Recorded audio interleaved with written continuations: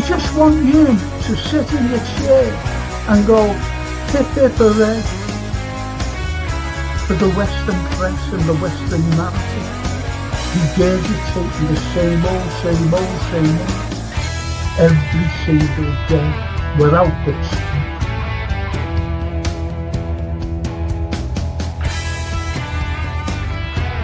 Please watch the first 2 episodes, the second series. Look at that. Absolutely fascinating. And it was the first time the Beatles had really stopped being semi-professional almost.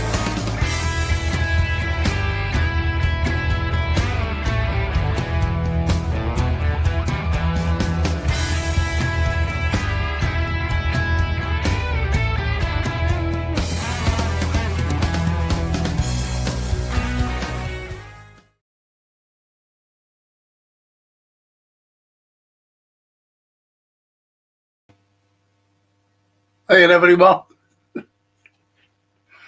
it's good to, I'm very tired, I've had no sleep again. I was going to buy myself a bottle of scotch today, but I couldn't make it out. I had no sleep. Just no sleep at all. But anyway, I'm here. I've got Anthony with me. And I just want to mention Gap Patent Services, wonderful company, great people, fully insured, fully time saved, and everybody, the customers that they've had have always give a 5-star rating, every one of them. If you're an NHS worker, working all kinds of shifts, don't struggle, coming home, paint, decorate, get them in. You get a special discount. And if you're elderly and you need your house decorating, get them in. You get a special discount too. So just bring them in. Don't struggle. Just don't struggle. And it's done. They're in, they do the job, and they're out. In and out. Gone. Leaving your house sparkling. That's Gap Patent Services, who sponsor the Frank Carlyle podcasts. Every single one of them. I'm looking forward to tonight, by the way. I love this show. I really do. Because it's one of those that, it gives you something to talk about. It really does. It gives you something to talk about. Literature is one of the greatest things. One of the greatest things. You look at this fella here. Can't get any better than him. With the exception of Dickens, in my opinion.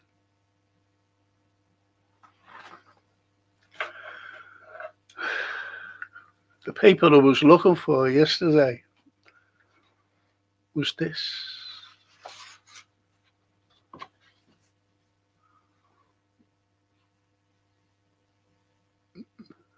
You see it? Look at that. Look at that. Look at the bottom there. Where am I? Here. Look at the bottom there. Oh, look at the bottom there.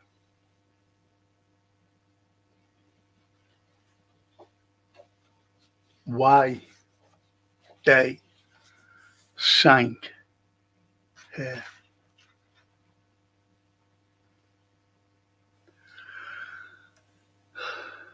Which is good. Let's see people.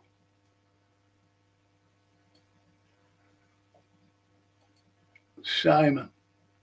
Good evening, Frank. I would like to say a few words. I am very sorry that there are those on your podcast think I am a moaner or negative. No, they don't. Honestly. We all moan. Look at us, we beat Newcastle the other night. and we were all moaning because it's not good enough. Even Bournemouth, when we beat them, wasn't good enough. We moaned. I'm sorry, they are misguided to come to this conclusion. Okay. God carries on. As it's your literature evening, I found a relevant quote from a philosopher, Machona Diliweo. Quote, if a lion turned every time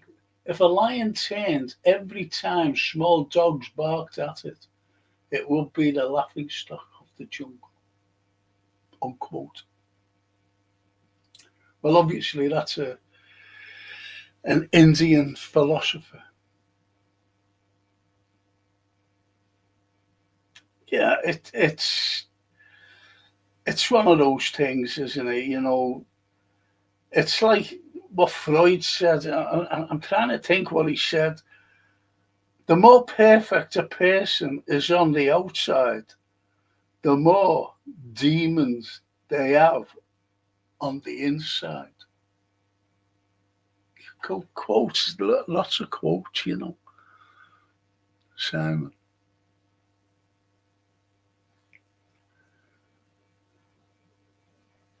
But we're all good on here. Every one of us, including you, Simon. We're all good. All very intelligent, by the way, as well. Toscana. Ciao, Franco, and everyone. Hello, Anthony. Bella Italia. Ciao, Franco, and Anthony, and chats. Yes. The Red Bird. Blessings, Frankie boy. Blessings, Red Bird. Blessings. Good evening, Frank, Mr. Brown, and legends in the chat. Hope everyone as well. Apologies if I may be a bit quiet tonight. United play Grimsby in about. Hey, listen, I remember, I know this is not football, it's just a little digress, that's all. Last season we played Plymouth Argyle and went out. I'm not saying, you're not going to, the other people are going to beat you, the Grimsby lot. I don't think so. And Johan. Yeah. Good evening, Frank, Mr. Brown and Legends chatting. Apology, yes. And the Red Bears, you know, it was the sister ship, the evil one sank, not the Titanic. You mean the Olympic?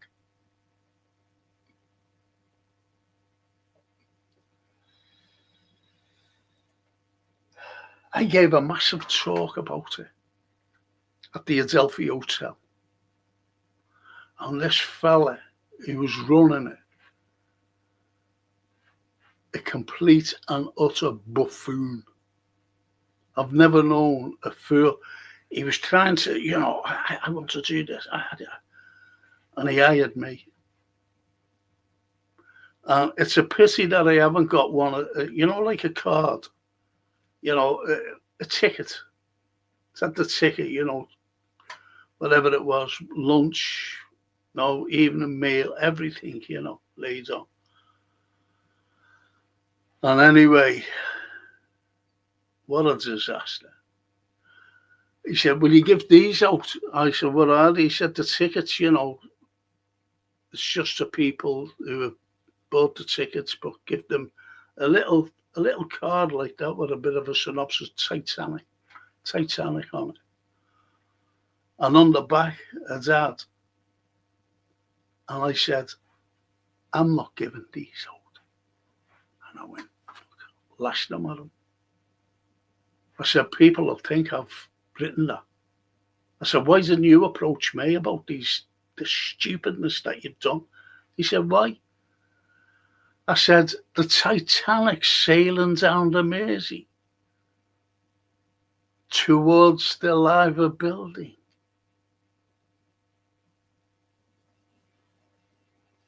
I said it never came near Liverpool. He said, but wasn't it supposed to be it had Liverpool on the back? They're some of the people I have to deal with.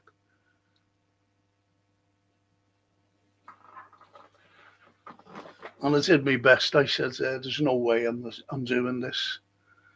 I did my best for another topic, and, the people who paid to hear about the Titanic, very disappointed.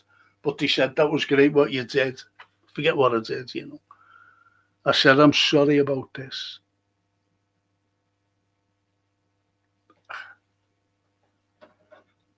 Lots to it, then. Lots to it. By this utter dope who never had a clue. Didn't have a clue.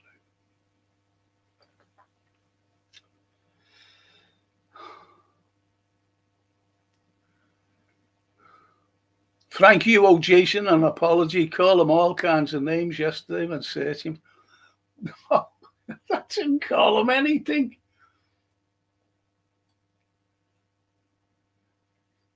I never called him. I just said I'm fuming because I couldn't find it.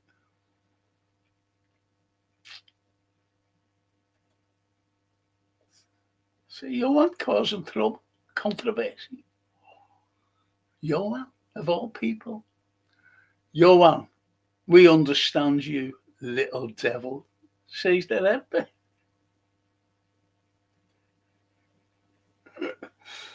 Oh, what do you like? Daryl, hiya Daryl. Francolino, how are you, Squire, sir? Frankenstein, the intelligent man. Thanks very much. Frankenstein, Unbound. Frank Unbound. Thanks for the foreshadowing, Frank. Feeling really positive now. Don't be worrying about Grimsby, please. Go on. And Mick Gonzo, hiya Mick. Even a Frank, I live near the birthplace of Arthur Hugh Clough on Rodney. Really? Don't know much about him other than that Churchill once quoted his work in a speech. Do you know much? Yes. And his sister, Anne. Arthur Clough, if you ever get an anthology of, say, like the romantic poets, you'll see Arthur Clough there, along with Wordsworth, Blake, Keats, Browning, all of them.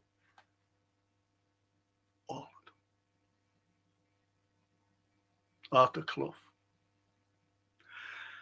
And his sister Anne opens up a university for ladies that's still going today at Cambridge University. First person to do. Anne Clough from Rodney Street. So yes, Mick.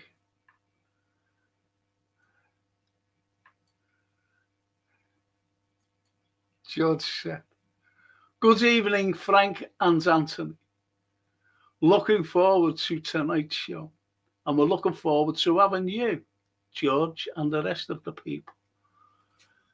And there's Anthony himself. Caught you by surprise there, didn't I? Mid scribbling notes. Scribbling. Caught me out, sir. So I'm going to catch him out here because normally I go. Yeah. I wasn't down in a Scotch though. I did No. I did that 12 o'clock. No, I didn't. I'm sorry, mate. I'm sorry to hear you're having a couple of rough nights. I had I was showing Francine today. I couldn't make it today, out. I just couldn't go. Anyway, I said to Francine, because Sophia, as you know, she wants to go to, she wants to see Yeah. Juliet's balcony, in Verona. Yeah. So I done a thing, I said, "Yeah, Francine," because Sophia went into town, to see her little mates, and she said, "Dad, she loved her. She will love it there." So I booked her. We're going to a place called Lido di Eslo next May. It's only for our birthdays and Sophia's birthday. So I'm Yeah. taking them I know. to Lido. I booked it before, That's brilliant. paid the deposit. I have to get a little camera, Frank. Make those memories. Got Oh, one. I've got a movie one. You know, I fantastic. why did I do that, Anthony? You got Yeah. any idea why I done Uh, yeah. a movie one? And, yeah. Cracking up. I think it's the tiredness in me. Could be. Tiredness. Do you know Could, what? I'm going to mention a poem, and it's about. I'll just say hello to this darling lady here. Hello, all. Johan, it's the mighty Grimsby Town versus Man United. The mighty Grimsby. It was like the mighty Plymouth last season, Mia, against us. I'm going to read a poem here, and it's by one of the greats, Blake, William Blake. And it's very appropriate for today. This is in my opinion. I hope I can remember it. And it's called A Divine Image. And you think about what's going on today. You think about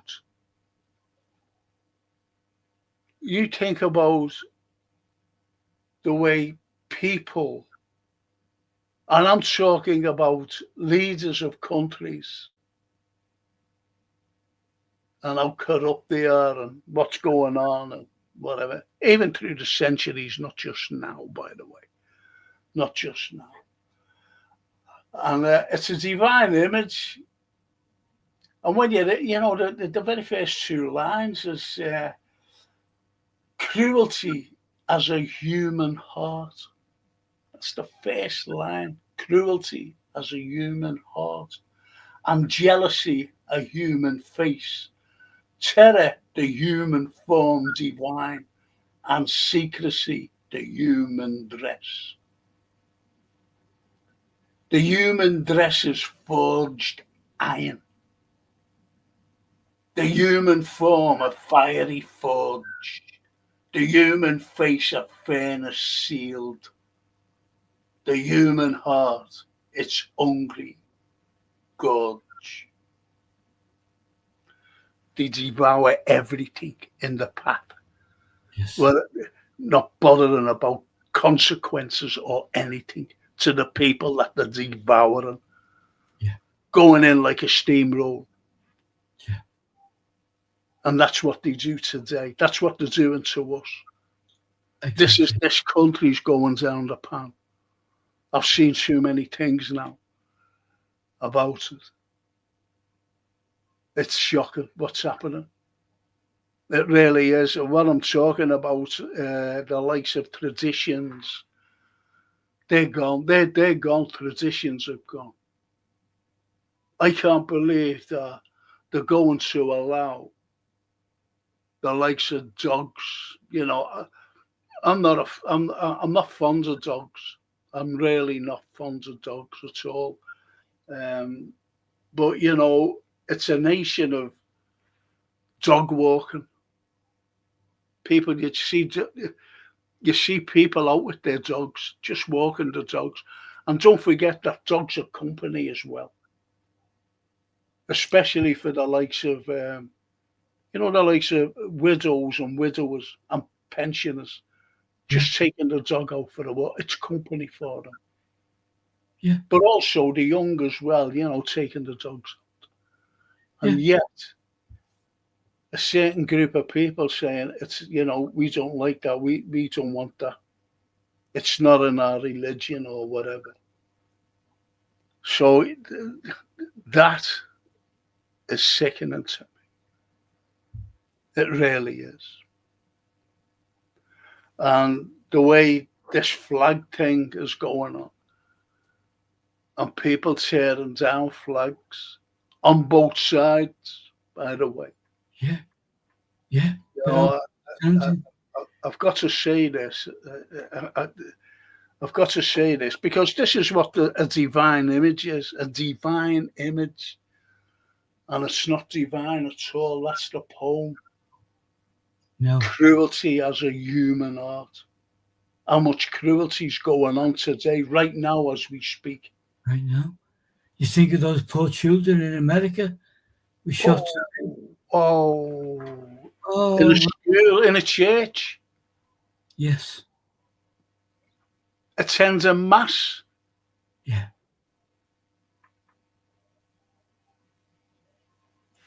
No. But them Yanks are there, you know. That's You know what? just typical over there. They have shit on the planet, America. Of course they are.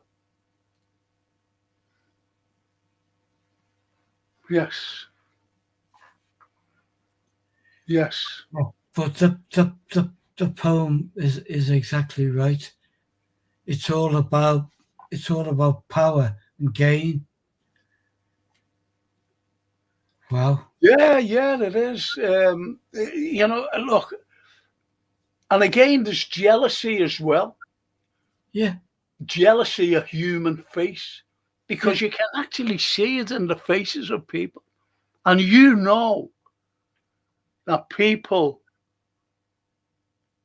don't like saying it, but you know that it's true, that people are jealous of me. Yeah. You know, you've got to ask yourself why. I always ask myself why. Why are they jealous of me? It's the eternal thing. Talking globally or talking about yourself personally, they want what you've got or what they perceive you've got. You know, in your case, everyone knows the name. He's famous. He's on. You know, he does podcasts. He's on videos. He's on all sorts of stuff. Yeah, and you're the plumber, so you do the same thing. You know, let's just go through life doing what we all do. You know, we meet in the middle, say, "Well done, Frank. That was great there." No, and move on. But again, it's what Blake said. Yeah. And this is 1794. He said this. You know what? There we go. We've talked about it before with the master. I mean, the absolute master of unveiling the evilness is the chap on your shoulder, William Shakespeare, and he's been the greatest inspiration to most of the what we regard as the greats since. He's the one. John Keats saw him as the one, the higher, no higher than William Shakespeare. Yes.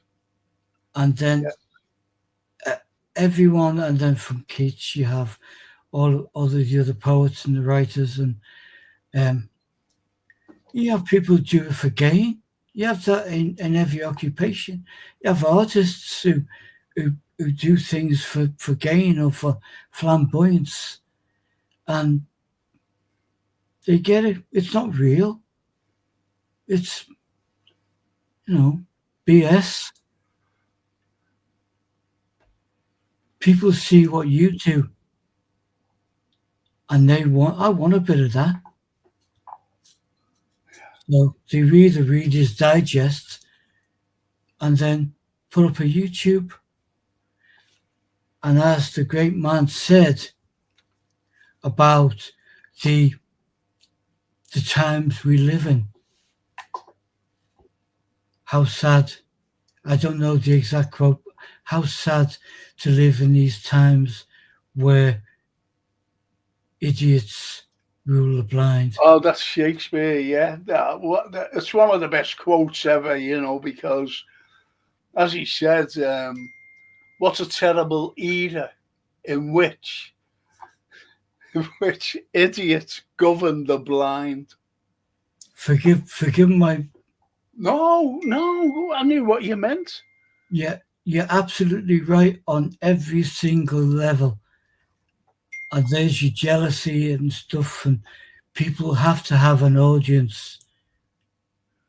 No, they have to have a third audience. So they lie, they cheat, and then they have to have their audience to say, oh, jolly good. And I've that's just got to send our Francine this thing. She just said, have you got it? I said, yeah, no problem. I'm just going to text her now. Won't be a minute. Sorry about this. What is? But that's why we hold our hands out to those that raise their head over the parapets, call these people out. And they've done it over centuries, and they're doing it today.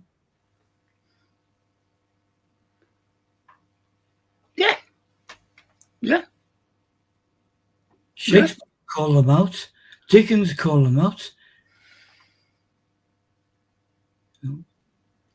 But William Blake definitely called them out. Blake's always called them out. So Keats calls them out. Everyone calls them out. Oh, blimey, Francine. I don't believe this. No, it's not this. I'm sorry I got this holiday now. Keep fucking sending me messages. Sorry about that. Sorry to swear as well. Look, see. I'm just reading Johann's message there, which is, again, true, Johann. Literature and art have always been the protest to what's going on.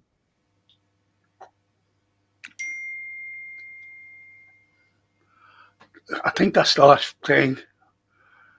Oh, Jesus. Sorry about this. Sorry, people. It's out of my hands. Look, see? Wasn't me. No. Why should he do it to me? Every time. It's nearly every night. Because you're the one.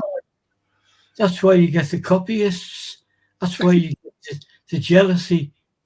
That's why you get all that, because you're the one. You're doing it.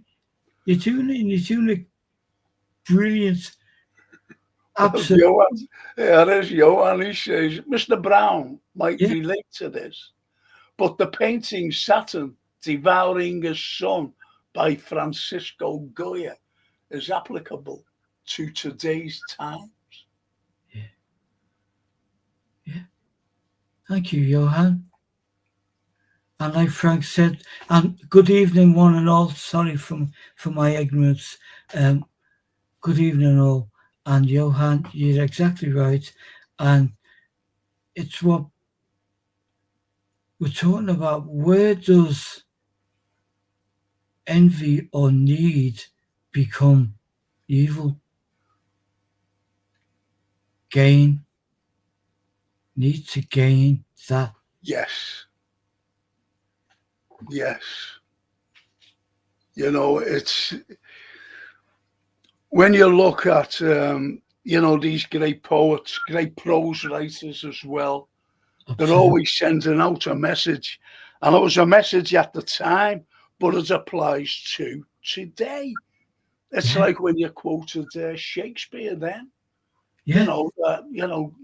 Governed by idiots. Yeah. To the blind. And we're the blind, and go on, sorry. What is the greatest thing? I feel, and we've had this conversation privately on chat. The greatest thing I think a person can do to another person is to influence an opinion that may change when they develop a full assessment of the facts. And literature and art certainly helped. And Shakespeare inspired Keats. Keats inspired the world and continues to. William Blake inspired Dickens, primarily because of their upbringing, which was tough, and his poem London.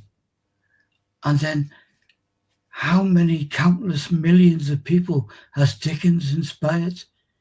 Wow. Just, it goes on. Yes, it does. It does go on. And Simon says, I hope you have an enjoyable evening. I leave you with some of Leo Tolstoy's words. A man like a fraction, whose numerator is what he is, and whose denominator is what he thinks of himself. I loved him. I still love him, Mr. Tolstoy.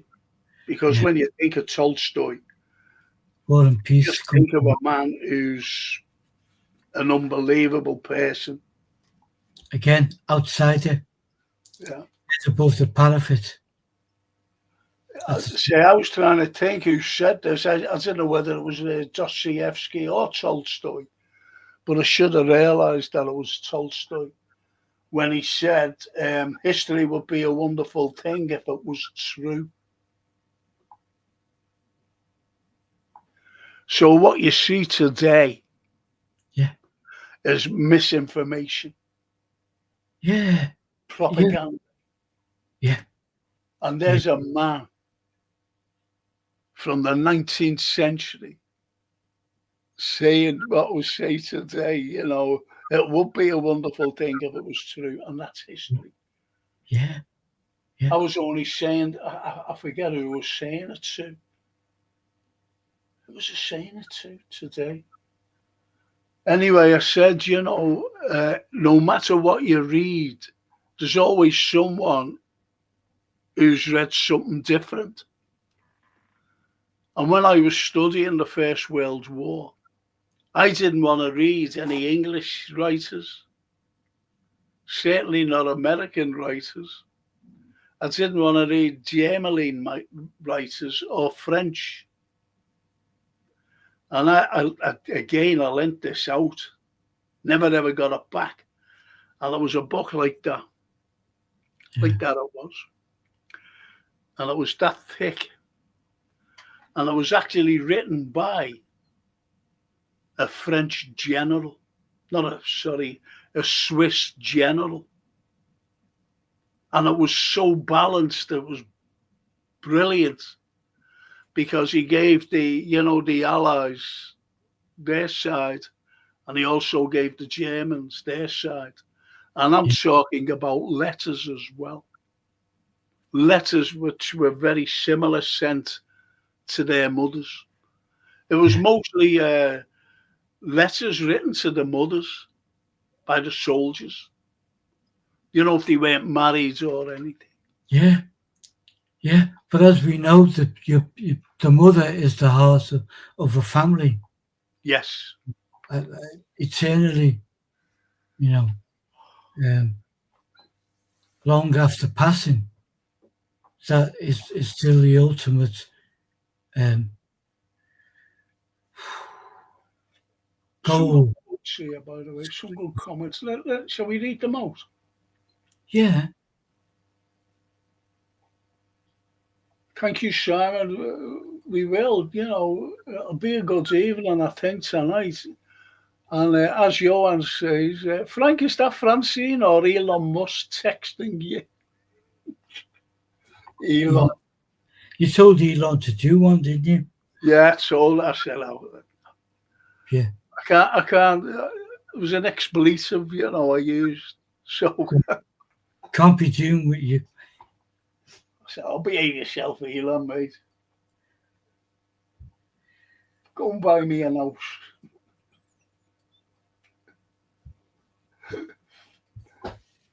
And Toscana says, I think they are winding you up, Franco, so they can hear you curse. Am I the cursed one?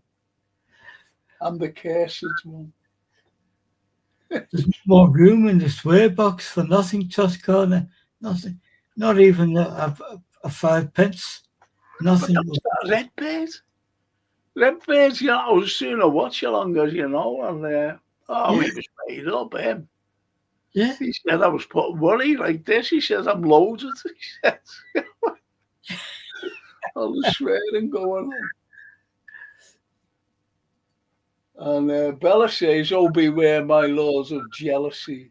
It's the green-eyed monster which doth that mocks the meat it feeds." And Shakespeare's previously used the idea in the merchant as the merchant in the Merchant of Portia refers to green-eyed. Yeah, well, that was Shylock. Yeah, See, don't forget that it was Antonio who lent the money so that Portia could marry a fella. yeah, yeah. But wasn't Bella, wasn't Dante kind of the first to admonish greed in the human race, the human form? Um, Yeah, but yeah, I understand where you're coming from with that about the greed and um, about Dante, about Dante. But if you can go further back, believe it or not, and you can go further back to I mentioned one of the greatest of all emperors, Marcus Aurelius, and yeah, he mentioned greed. I tell you who else mentioned greed? Another emperor in 117 AD, and that was Hadrian, who built the wall. yes, yes, Now, Hadrian just didn't build a wall up in Scotland, he also built it in Germany, yeah, France, and Spain. He said, "How far do we need to go? What is the greed of senators?" No, what was it? What is the something like what's the greed of senators that brings the greed into an abyss where it doesn't stop? The abyss doesn't stop, does it? And yeah. that was Emperor Hadrian. How much do we want? How much do we want? And it applies today. Yeah, and then that to me paints 1,000 pictures because you're talking about the if you believe in the existence and the godlike way the planet was created, you can see a point where if there was a god, he would say, "I've had enough of this. I'm gone." You know, because the biggest disappointment in human existence is humans. It's not animals, it's not birds, it's not oceans, it's not rain. It's just humans.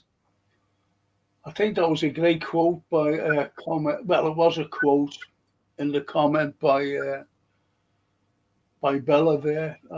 Brilliant. And it is greed, the green-eyed monster.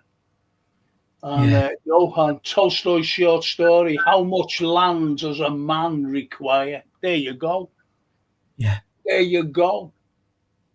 And it's just about the greed. it is. Yeah. How much money does a billionaire want? And we're watching this now in, All the time. in Palestine and across the world. When, when is enough enough?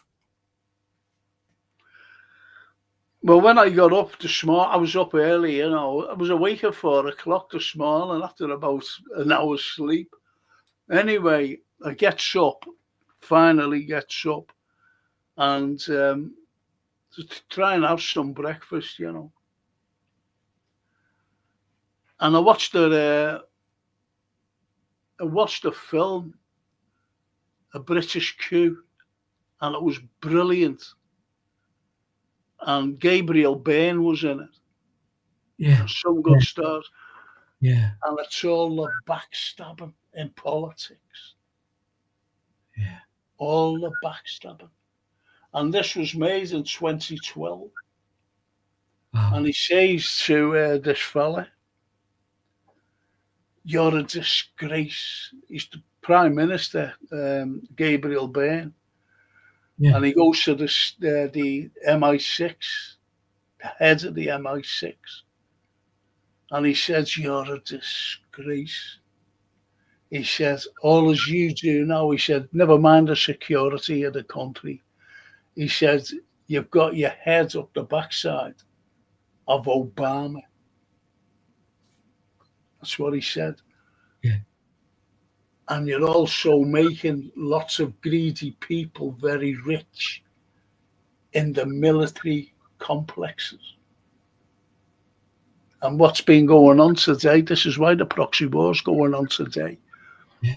So everything, as I said, like visionary, it comes true. Just come It true. comes true. That's is that the beauty of history, or the absolute fact of history, that at some point the same events will happen again and again and again? Well, I'll be doing Operation Paperclip Yes. Friday. Yeah. And Operation Paperclip sums everything up, what's going on today. And George says, Frank, I got your email. I finally found your email, George. And I'll reply. I doubt I'll do it tonight because I'm just going to conk out. I know that as soon as I sit on the chair with a cup of tea, I go. So it'll be tomorrow. Frank, my lack of education hinders my enjoyment and understanding of the original Shakespeare and some of the classic poets. I appreciate the content when it's explained to me. George, I am exactly the same. I loved and was moved by certain books and poets when I was a kid, but it wasn't studied in my school. It wasn't. I felt totally alienated from all that. And it's just a passion from talking to others. And obviously my friendship with Frank, which goes back many, many years, just that inspiration. If you read that book, check that out, check that out. And that's how we get on in life. Self-education. I would never in a million years do yourself down for that lack of education. We No, make ourselves what we wish, you know. You, you're George, honestly, I was asked by a principal. I think they were listening. Well, he was listening, and I do know that.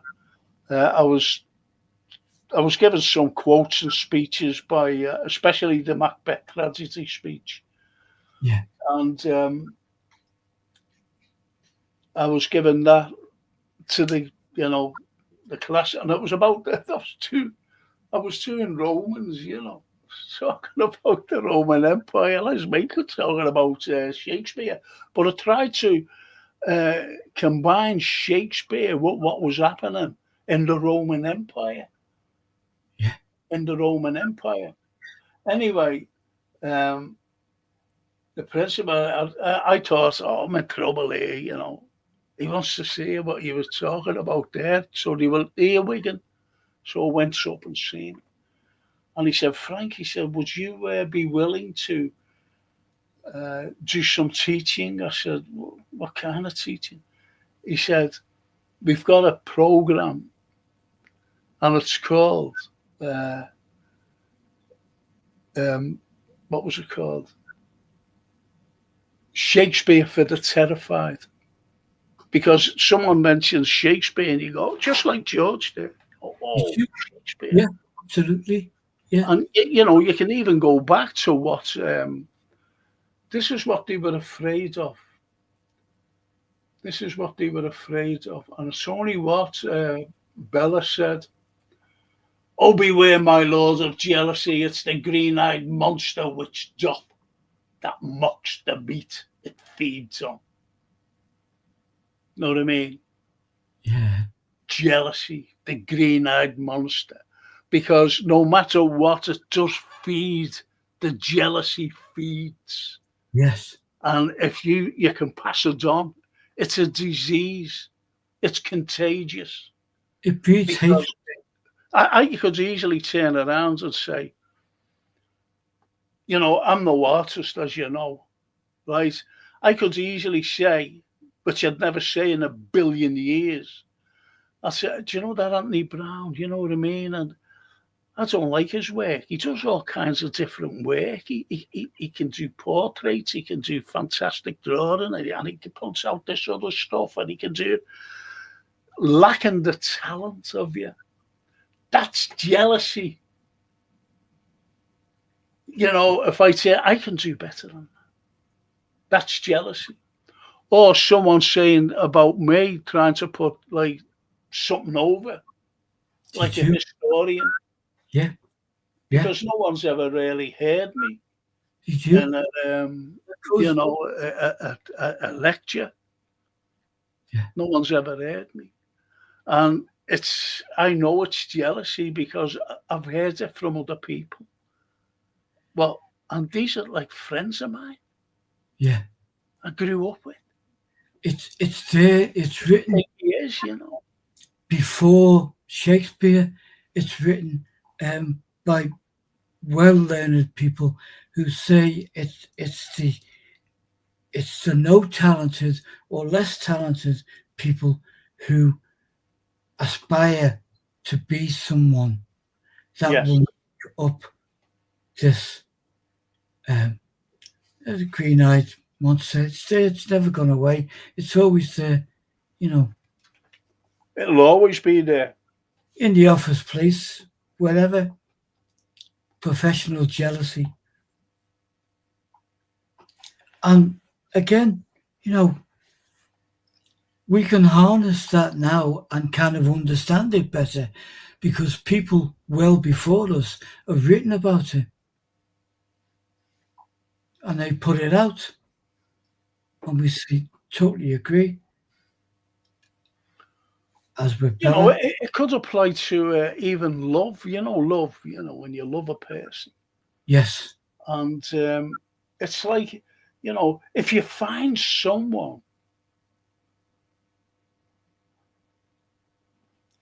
what is it? If you find someone worth holding on to, never let them go. Yes. I think that's beautiful. Yeah. If you find someone worth holding on to, never let them go. And I think that's one of the strong points of literature. And it does apply to history. Inspires, Really. gives us strength from reading that someone's been through similar problem. Nothing is original. The manner of our passing may be, but everything is rooted the same human failings and attractions there for all of us. It's like a Rubik cube, and sometimes it clicks, and you know. Did you try to do that thing, the Rubik cube? I've never been able to do it. Oh, Tom could do it. He could do it when he was a kid. I could never do it. Exactly. My head was always listening to see if the kettle had boiled or something else, Dostoevsky, I've got to mention him. Yeah. Because I think he's unbelievable, like Tolstoy. I love Tolstoy. Yeah. Just like I love our own, the likes of Keats, the likes of Blake, the likes of everybody else. And he says, tolerance will reach, get on to this, tolerance will reach such a level that intelligent people will be banned from thinking so as not to offend the imbeciles. Brilliant. Is that applying to today? It's absolutely applying today. I mean, the main thing that you see on a daily basis is these are not good times to be remotely intelligent. It comes up on social media and everything and in papers, and it's wow. It it it is scary. It is It is scary. though, isn't it, really, when you come to think of it? Yeah. And again, was it always like that? I know it was in Shakespeare's day. You could not say a word out of place. No. Listen to this cheeky piss. Frank, I replayed the stream from Monday, the watch along. Mr. Brown wasn't lying. We have enough in the swear box to see us through to September.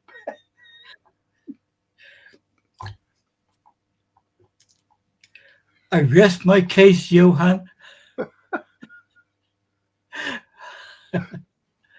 Really? At this point, we're just stupid to repeat the same mistakes over and over again, especially when we've had so many warnings from the past, says Johan. Absolute. This is what it's about. Yeah, absolutely. But you know, and again, it's we're not here to educate anyone or tell them what you should read. We're here that where we are in life, we're inspired by literature and various people. But it's like the number of people I've met and know, and you say, "Oh, that's great." You know, if you read such a, I don't read books. Yeah. Okay, you put the BBC on of a night, and then that's it. That's all the information they want. And look, you know, there's lots of things. As I said, I don't watch the MSM, you know, the mainstream news. I don't watch it. You know, all the media is, it's just telling lies. It really is.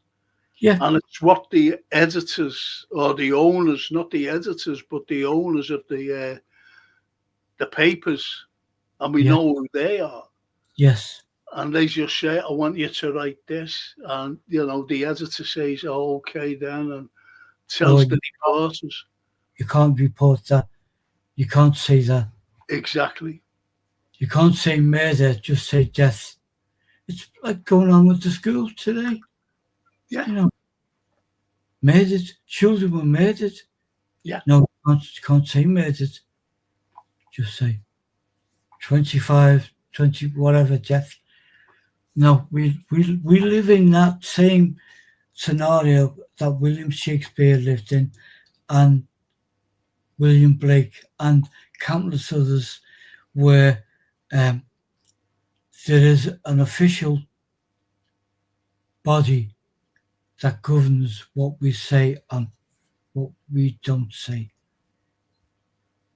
And the way out was through poetry or literature, Yeah.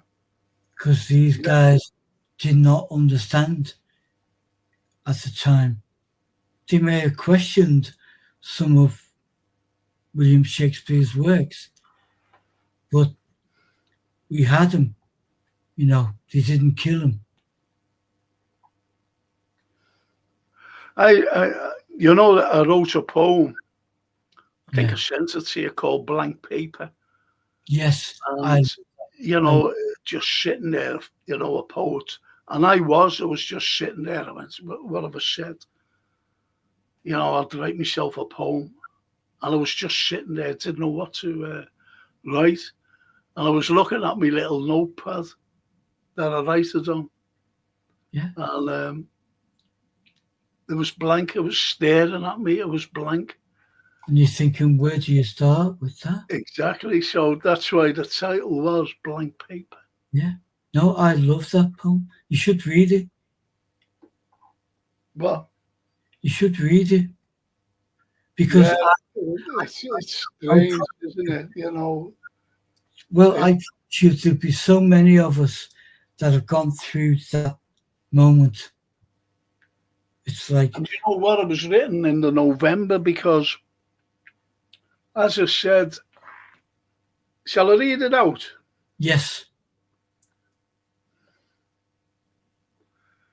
Let me get it. Well, that's not it. Right. I hope these don't mind. I wonder if I've read this out before. I no, don't know if I have. no, not my connection with you, Frank. No, Well, it's this. Hang on. Let's see if I can put it up here. Blank paper. Midnight staring at blank paper because it was midnight. I was, for a few hours, I was just sitting there, thinking and trying to watch the TV, trying to take my mind off it, staring, and it was just, as it says, my little notebook, and it was just blank. So I got the inspiration. I don't know why I got the inspiration. Anyway, blank paper. Midnight staring at blank paper. My mind's devoid of thoughts. My eyes focused to the floor. The cat, curious hissing and prowling.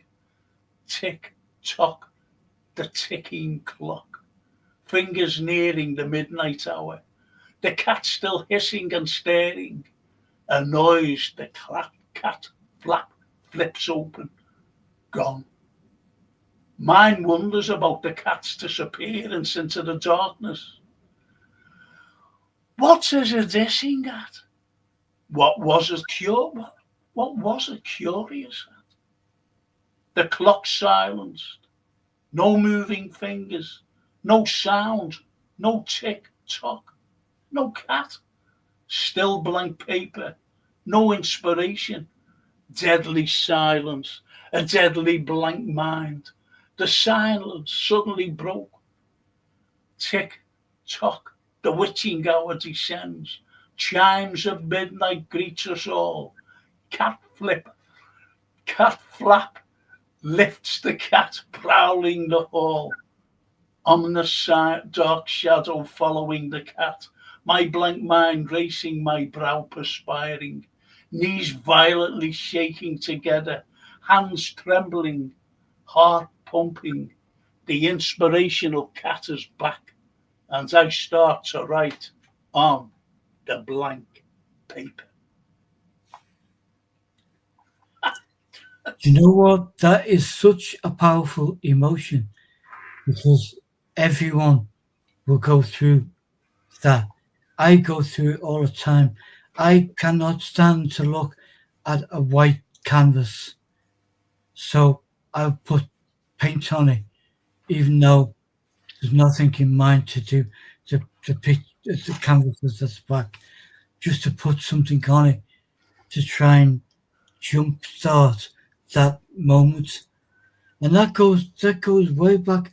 That I mean, it's your poem, and it feels like your poem, and I know the amount of writing and notes and everything you've done throughout your life. But that takes me right back to someone like Edgar Allan Poe, because it's like almost biographical version of what am I going to do? How do we get out of this mess? There's the mess. No one else can see it, but we have it in there. It's like someone's put wheel clamps on. You can't move. Exactly. It's just now I haven't got a cat. I've never had a cat in my life. So I had to bring something in. Again, Have I gone again? you've gone. You You've hear gone me? back. Yeah. Well, probably that bleeding cat turned the light out. The midnight hour. Yeah. I don't know what happened. I'm terrified to. I'm terrified to turn it off. Actually, I'll just send Jason a message Yeah. saying, "Where am I, Jay? I don't know why it's happened, you know. And strangely enough, on my TV, you know, if I wants to see something live on YouTube, I can't get it to go live. It just stops. Yes, Right. I can do the repeats if you know what I mean, but I can't do anything live. Yeah. And I Well, pay a premium actually. I've there's always also paid a premium. all sorts of shenanigans gone on with YouTube and stuff. It's Google who have been hacked about 3 or 4 times, and everything goes down. And then I haven't got the patience to deal with all that. The kids do that for me. Yeah, yeah. So you'll have to read another poem, Frank. The poem is dark. I'm just sending a message to Jason. You know what I'm like at typing? It's terrible. Let's see if he gets it. Oh, he's honest. He can hear me. He's honest. This is just before I'm going to send it anyway. To Oh, good see that evening. I wasn't lying. I'm honest. He said. Wonderful stuff. And Johan there, you know, that quote there, jealousy is the tribute mediocrity pays to genius. Yes, What a quote that is. absolutely. And George says, read of Shakespeare is right, but you explain it brilliantly in a way I can understand. This is why I love these shows, says George. Yeah. Me too, George. Exactly the same thing. Thank you. That's a compliment, that. That's a Some, compliment. yeah. Just in case we go off, people, you know, stay with us. Please. Sometimes we forget just how much we don't know. And it's only little inspirations, sowing seeds, which Frank does so well, that we go. I was up till 2 o'clock last night because Frank and I had a chat after the show, Yeah, and yeah. then you were dropping all sorts of seeds. So I didn't get off the computer till like 2 o'clock in the morning. So, oh. But all's well that ends well. And I think our Frank has pushed the restart button, so give it 3 or 4 minutes, and it's showtime.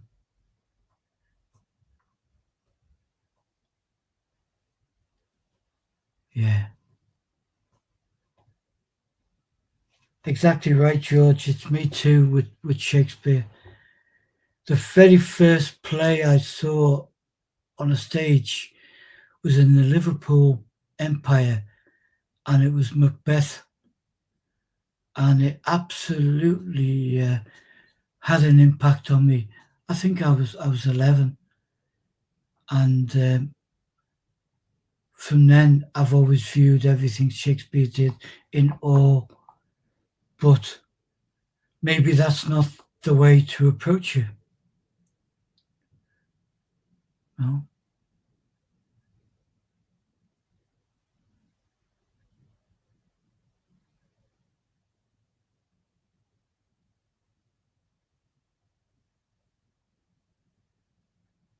For me, it's always been a visual thing as well, whether enactments of books or paintings based on Shakespeare or the poets.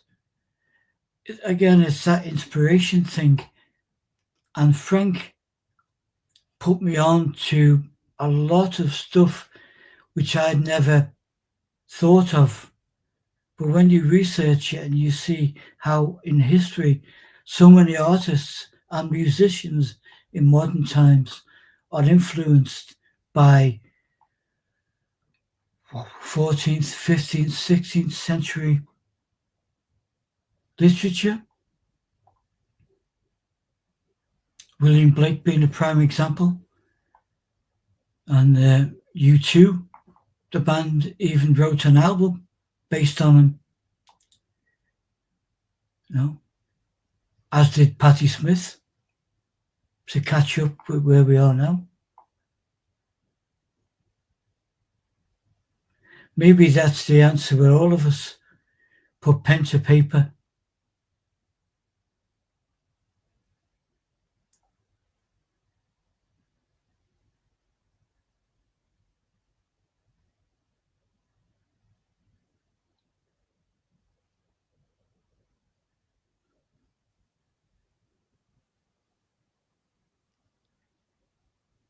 Back. Jitney. Ta-da. It just shows you, doesn't it? You know, you just don't know when it's gonna go. Technology. I just don't know. I don't know what's wrong, you know, lately, to be honest. Adam, we've lost people. I can see that we've lost lots of people, unfortunately. But anyway, not to worry. We've still got our people here. Good.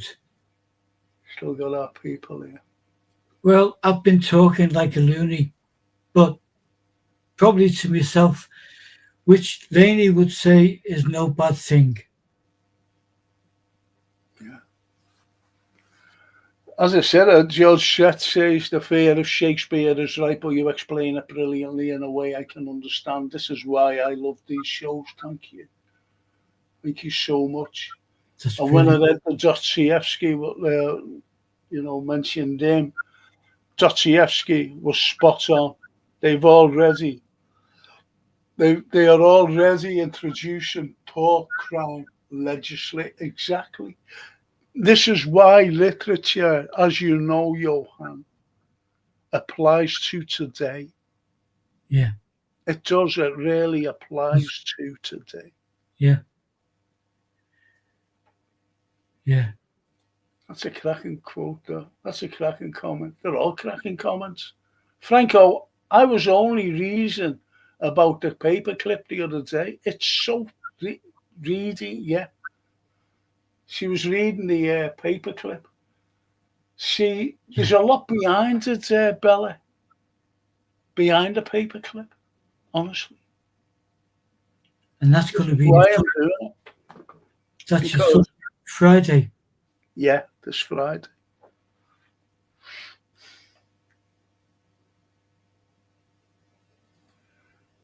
And reading, yeah, I know what you meant. I knew what you meant. It's like what Francis Bacon said: "Reading maketh the man." That's what he said. And you see the quote, you know, over some libraries: "Reading maketh the man." Yeah.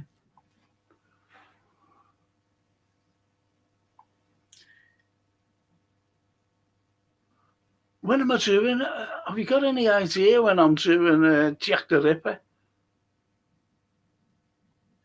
Any idea, Anthony?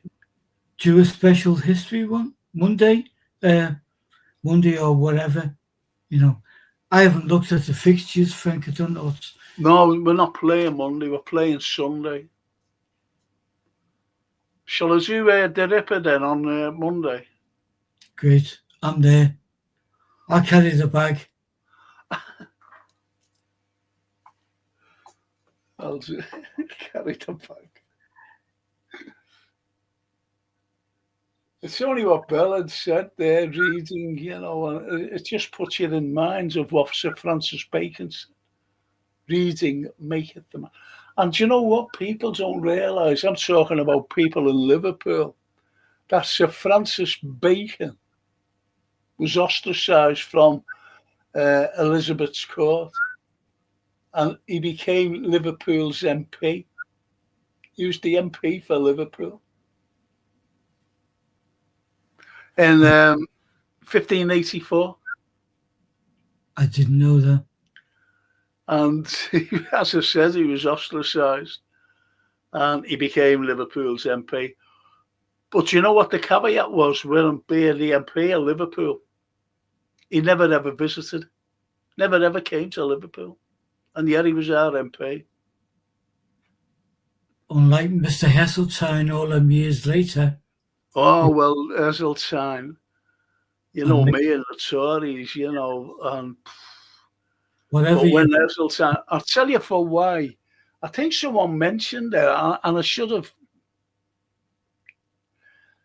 elaborated on it when someone mentioned about Heseltine, you know, being the MP, and he was demoted by yeah, Thatcher yeah. because you know Thatcher, she hated Liverpool, she hated Merseyside, the whole of it. As you know, she held back funding and everything.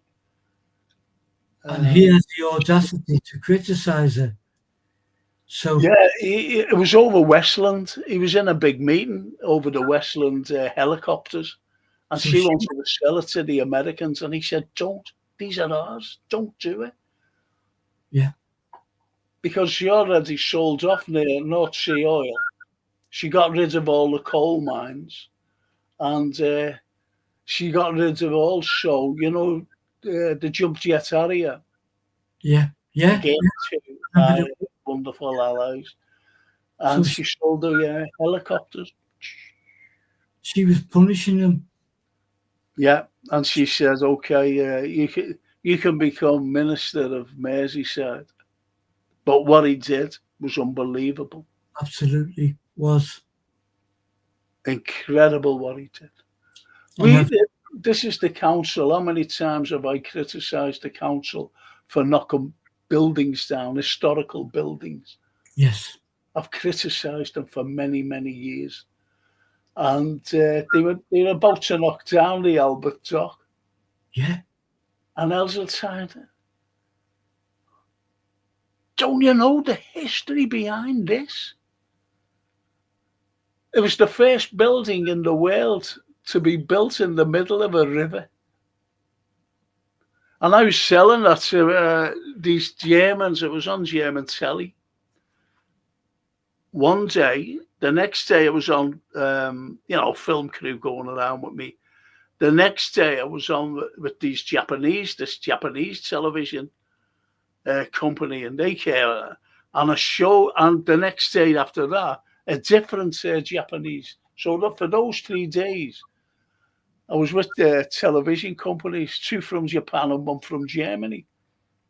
And I stand in a different location when I'm showing the Albert Dock from afar. And I just say to them, yeah, have a look at that. And I even showed, I had, I think I told you this. I don't know whether I did or not. I had 11 astrophysicists. They said, yeah. you No, throw them around. I said, yeah.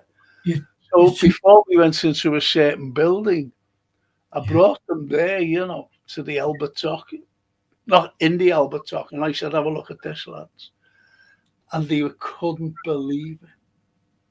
I said, they are. Do you think any of you could build it there? A massive brick warehouse the size of that in the middle of a river? And they just shook their heads. They said, that's unbelievable. They couldn't get over the engineering. no, And when I brought them to a certain place, and these are astrophysicists. And I said, hey, I'll stand there. And I was in this room, big room, and I opened the curtain. yeah, And they all went, oh, yeah, because what they were looking at Minerva.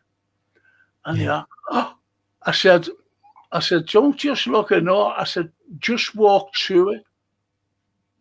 Walk up to it.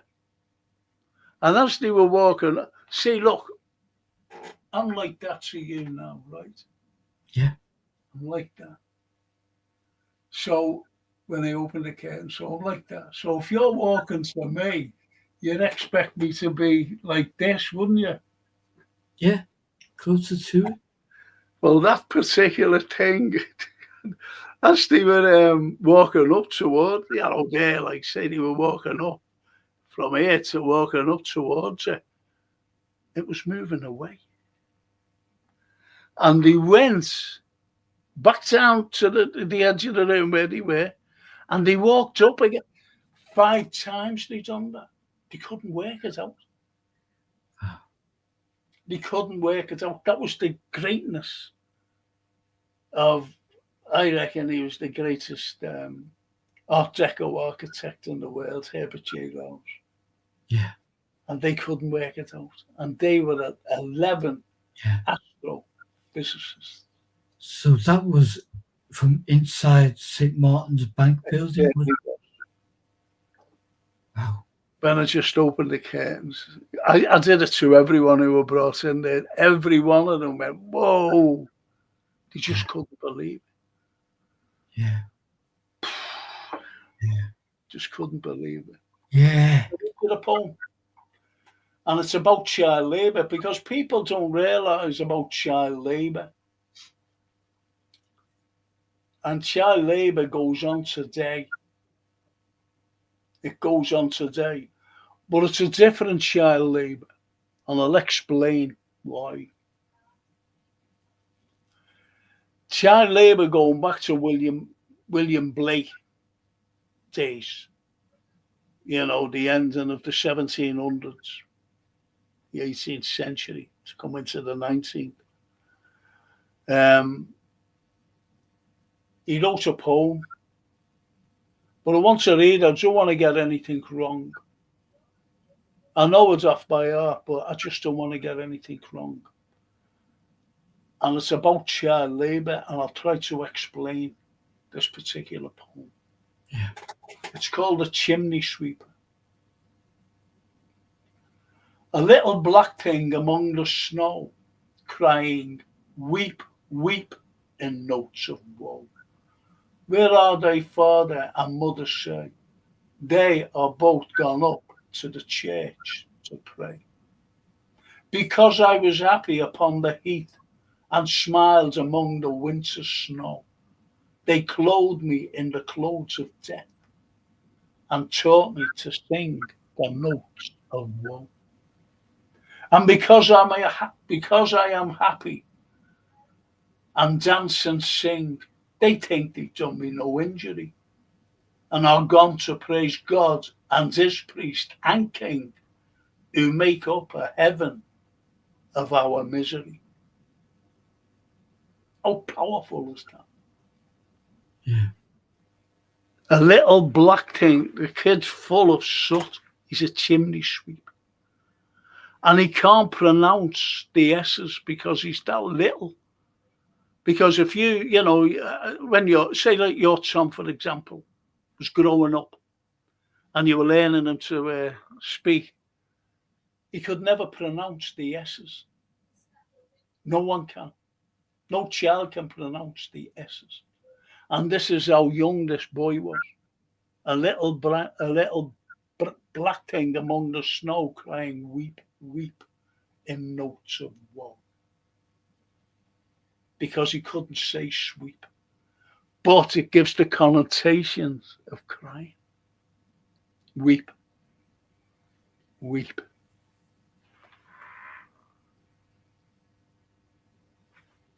Child labour. Little chimney sweeps. Many died, many became infirm, broken legs and things, broken arms, because sometimes they were made to climb into the chimneys. Yeah.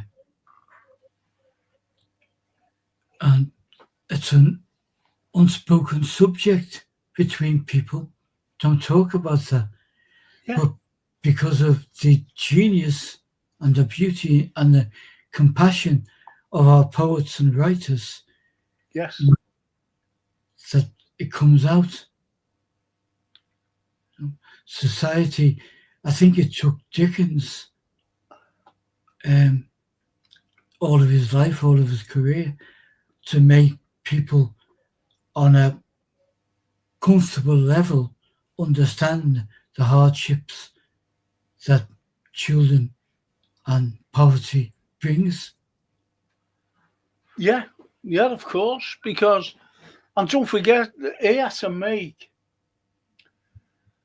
Dickens had to make his, the likes of Oliver Twist, for example. Yeah, He had to make him like middle class, born into a middle class family. Because no one else would read it. It was just about a gang of Jack Dawkins, stealing from people, the middle classes and whatever. They wouldn't have bothered reading it. They really wouldn't. But Oliver Twist was born into a middle class family. yeah, That's why they believed that they could read and write yeah, without any education. And they had the power of vocabulary. yeah, Not only the power of vocabulary, but they could speak the Queen's English perfectly. yeah. And that's This the was way, that's how we got us over, to his, that I've enjoyed reading about. How we all influence each other to go down the line, and Blake, because of his background and because of his non-fear of writing about this, that Dickens did the same. And apparently one of Dickens' favourite novels was David Copperfield, because it was almost biographical, talking about his upbringing in the factories and in the slave shops, and the hit and miss of Live or Die. yes, without a shadow. Without a shadow. Christopher, hi, Frank and Anthony and everyone. Hi, How you Christopher. doing? Good evening to you. And he says, excellent, Frank. Must have been that poem. Thank you. Yes, And Johan, brilliant poem, Frank. Thank you. yes, it is. I'm Franco in the dark again. I'm always in the dark over certain things. But physically, I was in the dark then. And Mark Simons, all the way from Gibraltar. Wow. He's Evening, Mark. lovely, Mark. Big red. Anyway, he says, Fabian Society,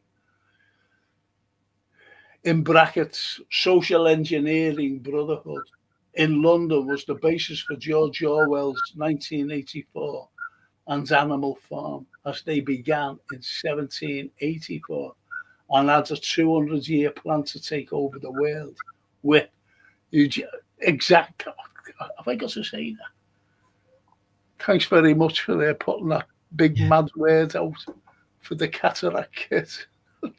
yeah, I know it's eugenics. I know that. But like what you've got as well is you've got people, great philosophers, who said all these wonderful things in the past. I yeah, mentioned Emperor Hadrian when he said, I've had enough, the expansion.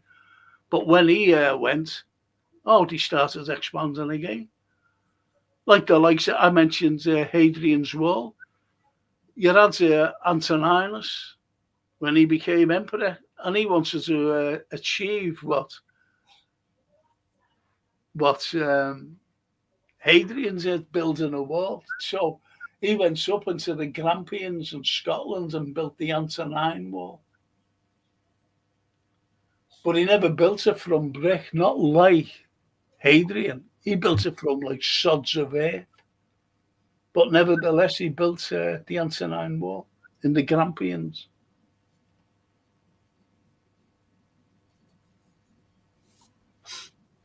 And George says, inspired by McGough, when I was 16, I wrote a poem. I called you up upon the phone last week just to hear your voice, but you were washing your hair that night and every other night for the rest of my life. Wow. Yeah, I like it. Oh, did you I like that? could- That's good, that. That's great. Love it, George. Yeah, That's really cool. yeah. And McGough certainly, you know, I love a poem he did called Big Ifs. And I can't recite it all, but I will do one time. But uh, basically about we always underplay what we've done. And even the great Leonardo da Vinci on his deathbed said, just one more painting and it would be great. You know, there's that thing of positivity, maybe, or just the way we are. Just one more painting. And it'd be great. Yeah. It's like that quote, isn't it, by the wonderful Keats to his girlfriend. Yeah, ah, that's just so, And, knowing that he'd never see her again yeah, because he knew he was dying. yeah, And he said, we used to go out on little walks, either with Percy Bysshe Shelley or by himself. And he said,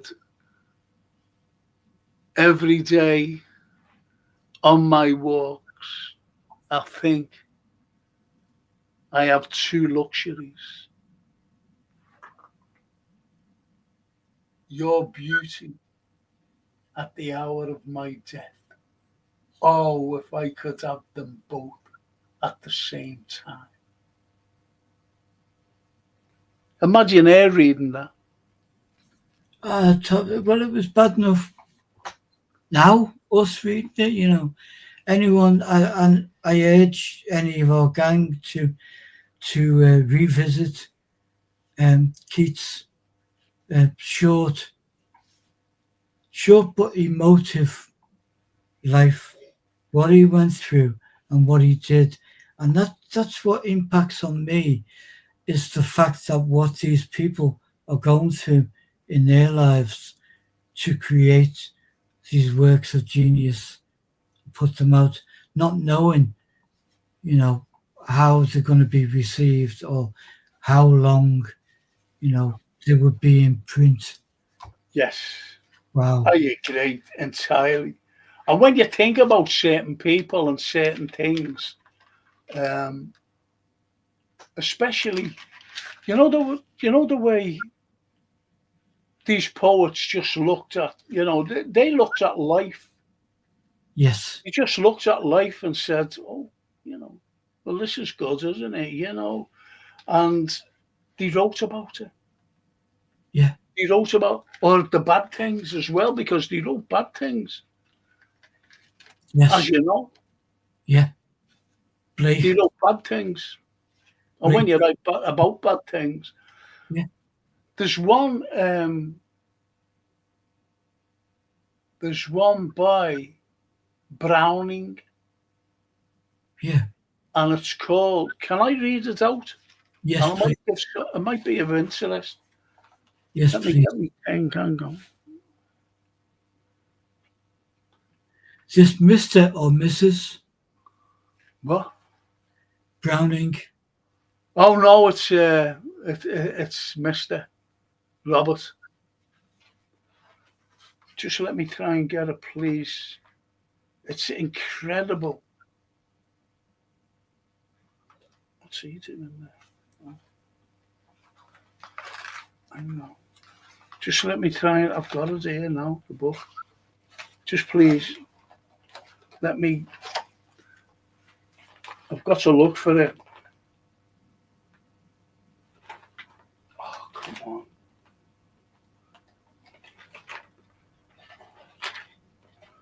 I just got older Lord Tennyson there. Yeah. I love this. I love that break, Tennyson. Oh, come on. Yeah, do you want me to read that quote properly by Keats? I've just found it here. Um, it's a beautiful quote, one of the greatest quotes ever, to his girlfriend, because he was a man of letters, and he was 24 when he died, and he was a man of letters. Yeah. Also, besides being a great poet, I have two luxuries to brood over in my walks: your loveliness and the hour of my death. Oh, that I could have possession of them both at the same minute. And do you know what he ends with? I hate this world. Because he can't have them. That's what he said. Yeah. I just bear with me, please, people. Please, please, please bear with me. You've got to, you really got to listen to this poem. Here's Browning. There he is. Hang on.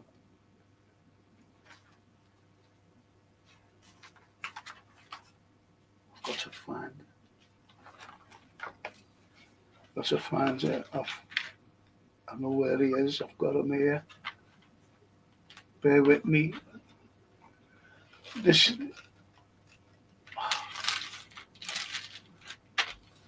Got it. I've got it. It's a hard poem to read, but just bear with me. Yeah. And this was written in 1834. And the true stories, by the way. True. You know, like what has happened. Yeah. No, I won't read you that. Why? I'll read you something else. It's again a true story. Please, I'm sorry about this, people. It was just that it came to my mind.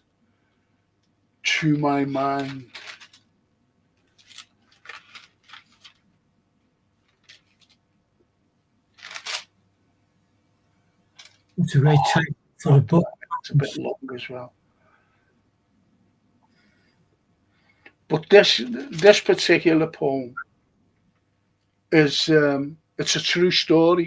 It's like Porphyria's Lover, true. And My Last Touch, yes, they're three of my favourite poems of the wonderful Robert Browning. Yeah. And it's called The Laboratory. Now, don't forget, this is very small print, this.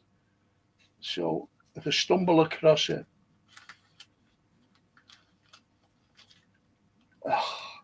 now you've got to understand that they're in Venice, and in Venice they have balls, don't they, with masks. You know, you can buy a mask in Venice, you can buy porcelain, or you can buy cloth ones, you know. Even today, loads of people buy them in there, Venezia. Anyway, now that I, tying thy glass mask tightly, my gaze, I'm sorry, I can't see it. The light is shocking in here. You might think so. You know, I might all be bright and everything, but I can't bloody see things. No, I know. I'm the same, Frank. Oh, it's shocking. I can't bloody see. We'll have to get them printed. I spoil it. I really don't. I'll read Porphyria's Lover. It's a bit short. Just bear with me. Listen. I'm awfully sorry about this. My nose is itchy now as well. No rest for the wicked. I love the wicked. No. That sounds like a Shakespearean one. What does Shakespeare say? Hell is empty because all the devils are here. Yeah. Yeah. So nice. Yeah. Oh You God. can't get any better than that. Because Yeah. all the devils are here. Hell is empty. Oh, sorry. Right. The rain set early in tonight. This is poor Fiery's lover, by the way. The rain set early in tonight. The sullen wind was soon awake. It tore the elm tops down for spite and did its worst to the very lake, to vex the lake. I listened with heart fit to break when glided in Porphyria straight.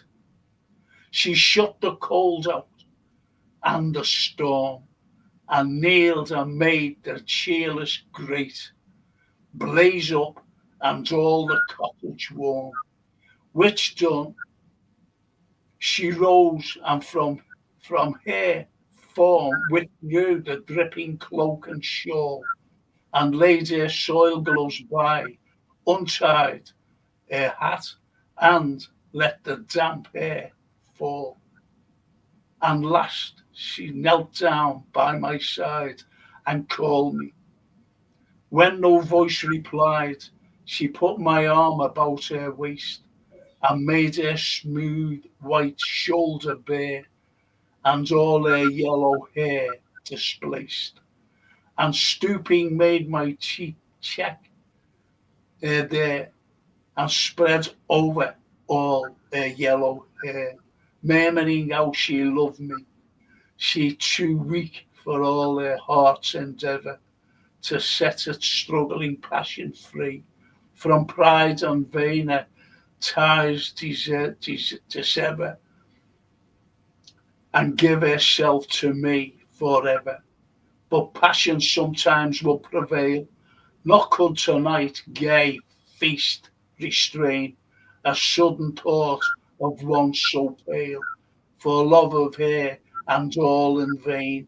So she would come through the wind and rain, but sure I looked up at her eyes.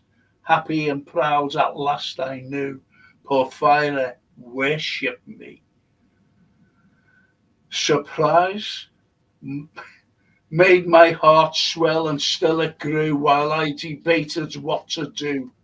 That moment she was mine, mine, fair, perfectly pure and good. I found a thing to do, and all their hair in one long yellow string I wound three times, three times her little throat around, and strangled her. No pain felt she. I am quite sure she felt no pain, as a shut bud that holds a bee. I I wearily oped her lids again, laughed the blue eyes were out of stain, and untightened next the tress about her neck her check once more. Blushed bright beneath my burning kiss, I propped her head up as before, only this time my shoulder bore her head, which droops upon it still, the smiling rosy little head, so glad it has its utmost will, that all its scorns at once it fled, and I, its love, am gained instead. Porphyria's love, she guessed not how, her darling one wish would be heard, and thus we sit together now, and all night long we have not stirred, and yet God has not said a word. He killed her. Mm. He killed her, and she was the lady of the house, Yeah. and she was married, and he was the woodcutter. But she fell in love with him, and he loved her, Yeah. and he knew that he couldn't have her. Yeah. He knew he couldn't have her, So so she just knelt by him, and he eternity. just laid with her wet hair and went around her neck, and he strangled her. Very gothic, very gruesome. very gothic, and also, about God, he never said a word. No, love and loss, eternity. I'm Kicks in. sorry, I couldn't read it. I couldn't hardly see, to be honest, because they're very, very tiny words.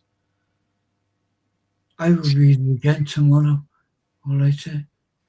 Wow, I haven't read that for years, actually. that's the Honestly, look, it is how small the words are, look. yeah. No, I'd struggle with that, Frank. And Yeah, that's big on the screen, That's big. They're smaller than that. yeah. But I love my, But that's the power of emotion, isn't it? that's how thick my book is. Wow. So, Love it. I So, bought a it goes on. yeah. It's on today. On.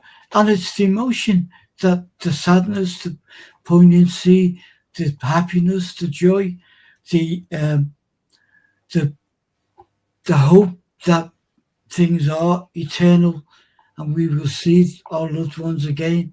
That is put into poetry that hit us. And then obviously in modern years, you know, it adapted into popular song. Someone would sing a song and we would be somewhere and a piece of music or a song will come on and a lot of people will go, whoa, just because you're absorbing that thing, you know.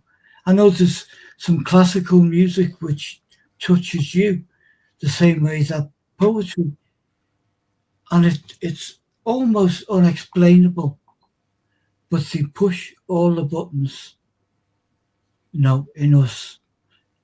It does, I love Verdi and Puccini. I love their operas. And Carl, one of my favourite by Carl is O Fortuna. And Yeah, I'll ask the people on there, try and get it up. Just search it on YouTube. Carl Orff's O Fortuna. It comes from the opera yeah, Carmina Burana. And I yeah, love it. I absolutely love it. And the lyrics to it, if you ever know the lyrics, they're horrible. yeah, They're horrible, really. But the music is absolutely haunting. yeah. That's the power of creativity, and it's been there well before William's day. But aren't we lucky to be touched? And it's like that modern-ish quote that you said a few times on a Friday night and on a history show for those that feel pain. Oh, yeah. It is because when you know, if you feel pain, you're alive. If you feel other people's pain, you're a human being. That quote, Yeah, it's yeah. fantastic. And that is Tolstoy. sums up what we talk about. The emotions behind these You've majestic got to pieces. be inspired. Well, you know that. You're an artist. Yeah, You know, I remember John Lennon inspiring you because you loved the Beatles. Everybody loved the Beatles. And John Lennon, was your hero, really, with hindsight. yeah, But you had another hero. You had that lovely lady who saved your eyesight, the yeah. surgeon. Dr. Y. Know what I mean? Yeah, So you had your heroes who inspired you to do 100 Liverpool heads thinking as one. yeah, So they were all in it. You're not going to do someone who hasn't inspired you. No. You're not going to do it. It's only people that's inspired you. And if you went back to like 1500s and you bumped into Da Vinci and you took a memory of him, like a memory, rather than a photograph, because there was no such things as photographs then. And if you had your memory and went back to your studio and drew them and painted them or whatever you did, you see what I mean? Because he inspired you. Yes. And that's the way the world is, inspiration. But unfortunately, there's wrong inspiration. Could we There's go wrong inspiration. back to there's two paths at that point of inspiration where you want to write a thesis on the Roman Empire or a particular person because you want the world to know the truth behind this. So you're going to write your book. And it doesn't really matter if you make £1 million or £5. It's not about the money. No, it's not about the money. And then the other thing that interrupts that is someone will say, I can help you do that, Frank. We could make some money out of this. Immediately it goes, all right, with me, with the heads, with Lainey and I. And that was all about love. And in the main, it was because we lost our sister-in-law and my mum within weeks. And we talked about doing something, I think people are every city's greatest gift is the people in that city, whether it be Stoke-on-Trent, London, Liverpool is full of it. And you cannot help but be inspired by that. So I talked to my mum about doing it. And when the girls went December and January of 2005, it was like, wow, what do we do? Well, we do what we talked about. And that's where the heads came from. So it was all about love. And I got it wrong with a few people. Because as I've said, and I talked to you as a friend, you've been with me on this journey, and I talk to everyone here as a friend. The greatest gift in the world is human spirit, and the greatest disappointment can be when that spirit's broken, unfortunately, by someone else. And again, it's jealousy. When a spirit is broken, all of that comes in. Yeah. Jealousy, by the way. But there's evilness in everything. There's evilness, unfortunately. But once that path is opened and at the sides of that path there's flowers growing. Yeah. And you're walking down in the sunshine, the sun beating down. You know what? That's nearly the greatest quote I can remember is Vincent van Gogh. And he said, normality is a paved road, but no flowers grow on it.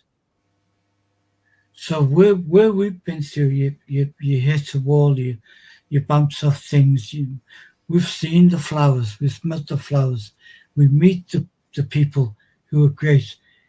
If money was no object and someone said, Frank, there's a suitcase full of money, do this thing and then do your podcasts and we'll get money off the subscribers, then you're not connecting with the real world, are you? No. And I've always emphasised that to the lovely people here. Yeah. Because I've always said I don't ask for anything. That's what I'll ask for anything.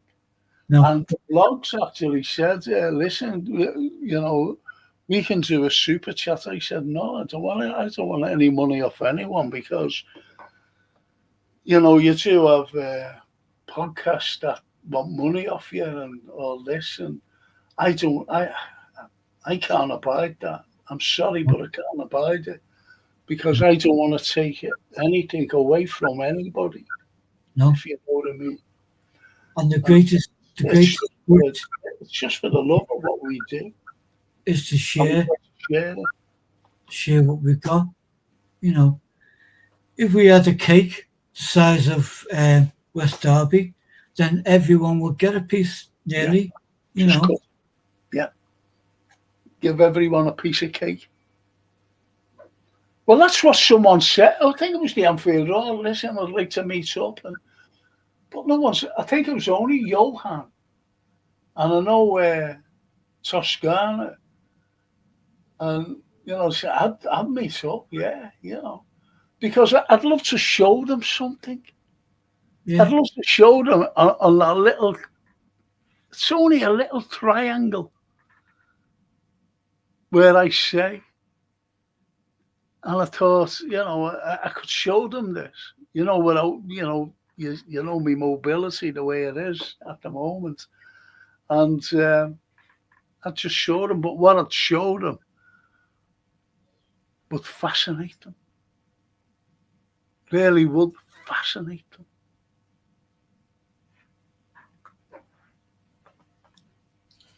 I think you're doing that, mate. Every time you're on, you know. Christopher says, "Are you doing the dark side of the moon tonight, Frank?" Yes, the lights went out. The lights went off. Even Johan's laughing at him with the little joke. And Mark says, Corbyn was summoned to the Fabians' headquarters before he was demoted, probably as he refused to go along with their plan, as Orwell did, and Sir Keir was transplanted in as leader. They're a very strong society, the Fabians. I know a lad who's in it. And believe it or not, he's a friend of mine. He's a good lad. Former colleague of mine. But he is a nice fella. And Bella says, "You're right, Franco Anthony. If you're intelligent, it is like a disease in this day and age. This day and age. It is. It is. I've said to Anthony on many of occasions, I wish I didn't know what I do know. I wish that I was just oblivious to what's going on, because it's so annoying to know things. That's the truth. But you're getting feedback where, they're calling like you, well, me really. You don't know what you're talking about. Yeah, they do. They don't know what they're talking about. No. They think that it's for a Friday night. It's for a Friday night. But it's just lovely to think that people do take an interest. Especially like, it's only what George said. I didn't like, he feared Shakespeare. Yeah. And yet when Shakespeare is broken down, you've only got to look at Bolingbroke's speech when he said, this sceptred isle, this precious stone set in the silver sea, this fortress built by nature for herself against the envy of less happier lands. Yeah. This blessed plot, this earth, this realm, this England, this teeming womb of royal kings. That's one of the most patriotic speeches that long, but it's one of the most patriotic speeches ever given in any era. And, you look at it, wow, a precious stone. We're like a diamond in the sea, a precious stone Yeah. set in the silver sea. The country is a precious stone, a fortress. The fortress built by nature for itself. The fortress is uh, the cliffs around, like say Dover, the White Cliffs of Dover, but they're all around. They're all around the country. Yeah.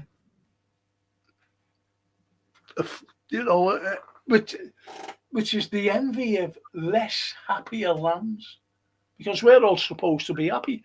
And the likes of Rupert Brooke, he took that on board when he wrote The Soldier, which was one of the most, well, it was the most patriotic of World War I. If I should die, think only this of me, that there's some corner of a foreign field that is forever England. There shall be in that rich earth a richer dust concealed, a dust whom England bore, shaped, made away, gave once her flowers to love, her ways to roam, a body of England's breathing English air, washed by the rivers, blessed by the sons of home, and think this heart all evil shed away. A pulse in the eternal mind gives somewhere back the thoughts by England given. Her sights and sounds dreams happy as her day of laughter, lent of friends, in hearts at peace, under an English heaven. Now, the thoughts by England given is in Yeah. this blessed plot, this earth, this realm, this England. You see, so that's it's incredible. And washed by the rivers, blessed by the sons, not sons like, a son of it, the sun, the sons of home. Yeah. As Godlike. though it's an eternal uh, shine, Yeah. an eternal sunbeam on the land itself, on England itself. That's Yeah. what he was saying. And these happy thoughts of, all evil shed away, a pulse in the eternal mind, no less gives somewhere back the thoughts by England given. This is Shakespeare. This is what he's telling you. Because as you know, today he's the greatest writer of all time. There's no one to beat. Yeah. And that's what the thoughts are. And it just applies. Yet, as I mentioned before, our traditions are going. I was looking at, I shouldn't say this, but I will. I'll give you some idea. I was looking at a piece of footage today,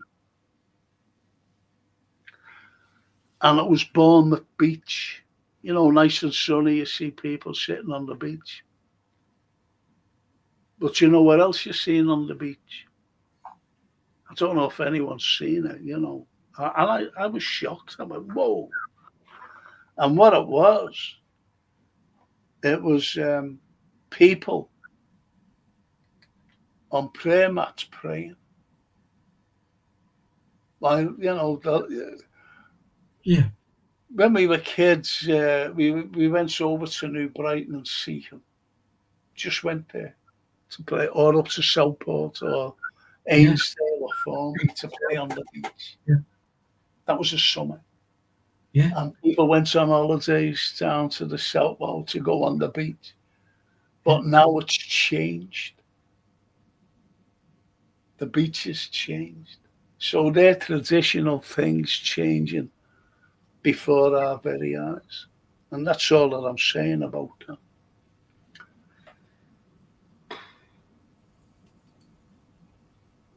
Let there be light, says Christ. That's where they come up. That's when you got out the cupboard.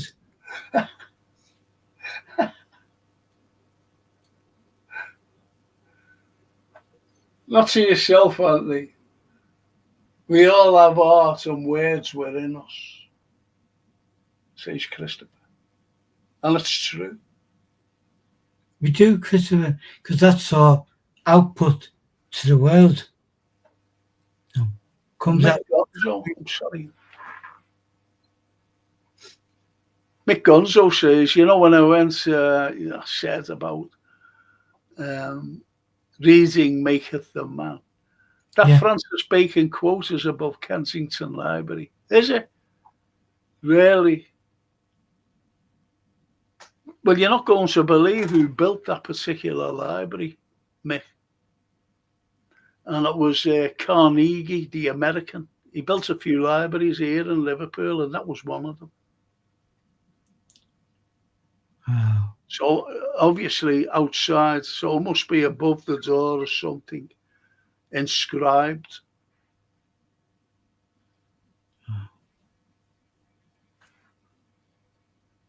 That's brilliant, though. I said I went over libraries, didn't I? But I didn't know that it was actually in Kenny. That's wonderful. Thanks, Mick. Thank you. And Johan, a Japanese crew, a German crew, and an Italian descendant make a documentary in England. That sentence would strike fear in the Allies during the 40s. Yeah. Do you know what? I never thought.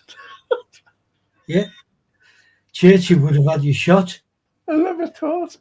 And do you know what? Do you know these other, the Germans? No, it's the Japanese. I was telling them about the very first mechanical swing bridge. And they were looking at me. And they said, what do you mean a swing bridge? I said, and I gave an example because I was looking at a little bridge, down by the Port of Liverpool building. I said, see that? He said, yeah. I said, well, a movable one. And he went, where is it? I said, it's down there. I said, I'm not walking down there, though. And he said, hang on. Our phone's up. He got his mobile up. Should have seen this van. Wow. Japanese van. Just put, it's fantastic. And he said, yeah, can you show us? I said, yeah. I was only down the road, the camera crew got out and they filmed it. They said it was amazing. You know where the Titanic Hotel is?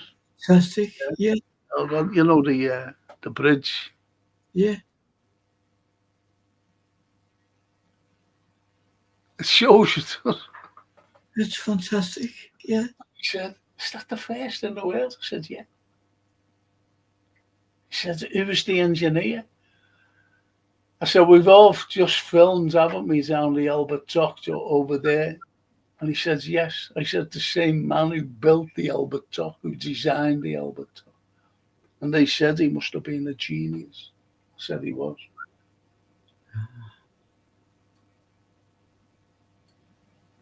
He was a Yorkshireman. Yeah. And he's buried, when he died, when he passed on, he went and was buried in Yorkshire, his hometown. Yeah. Yeah, in those days, Liverpool was kind of part of the Lancashire thing, wasn't it? Yeah. Yeah, we were under the banner of Lancashire. And Johan says, a lot of Nazis transferred during the Operation Paperclip were eugenicists. Well, did you know that Hitler and Churchill believed in that? Did you know? I don't know whether you're aware of it, but they believed in eugenics. So we'll talk about that, Johan. Love is eternal when there's nothing there to cover it all. Isn't that beautiful, Bella? Typical Italian, isn't it? Yeah. Love is eternal when there's nothing there to cover it. Isn't that beautiful? Beautiful.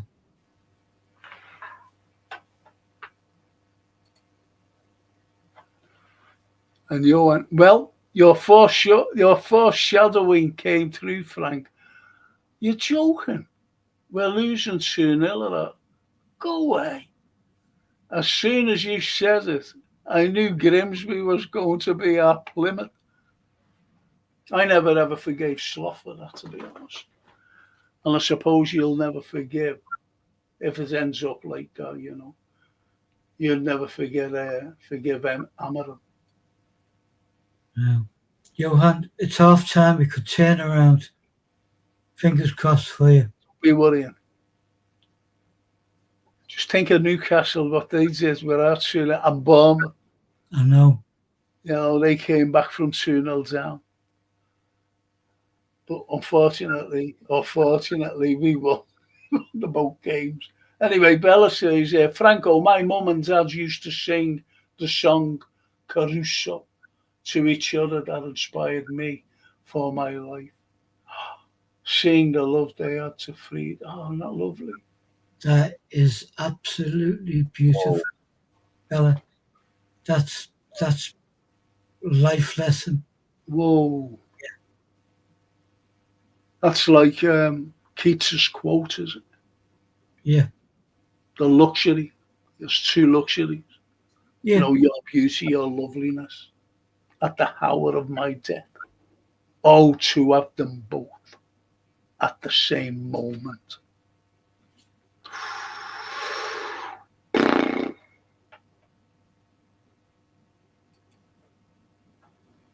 Peter Brown, hiya Peter. Evening again, gents. Normality is a paved road. It's comfortable to walk, but no flowers grow on it. Great quote.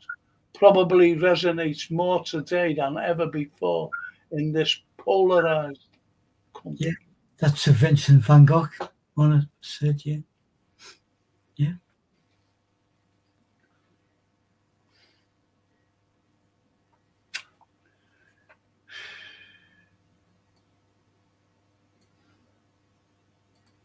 And George says, tonight has been great for me, Frank. You literally decoded some of Shakespeare for us. This is opening the bards up for the likes of me. Yeah, you know, honestly, Shakespeare, he's incredible. There's something in it that applies today, George. Honestly. In one of the major speeches in Macbeth, when he says, and all our yesterdays have lighted fools the way to dusty death. Out, out, brief candle, life is but a walking shadow. And when you break that down, like all our yesterdays is history, right? I've lighted fools. He was talking about the gunpowder plotters, which was set up anyway. Robert Cecil. Yeah, Robert Cecil, yes. I've lighted fools because the lighted fools, when you get an image of Guy Fawkes, which is a load of nonsense, by the way, really a load of nonsense, because you got the image of Robert Cecil holding a lamp and a torch in the cellars of Parliament, the then Parliament, to blow up the parliamentarians and the king.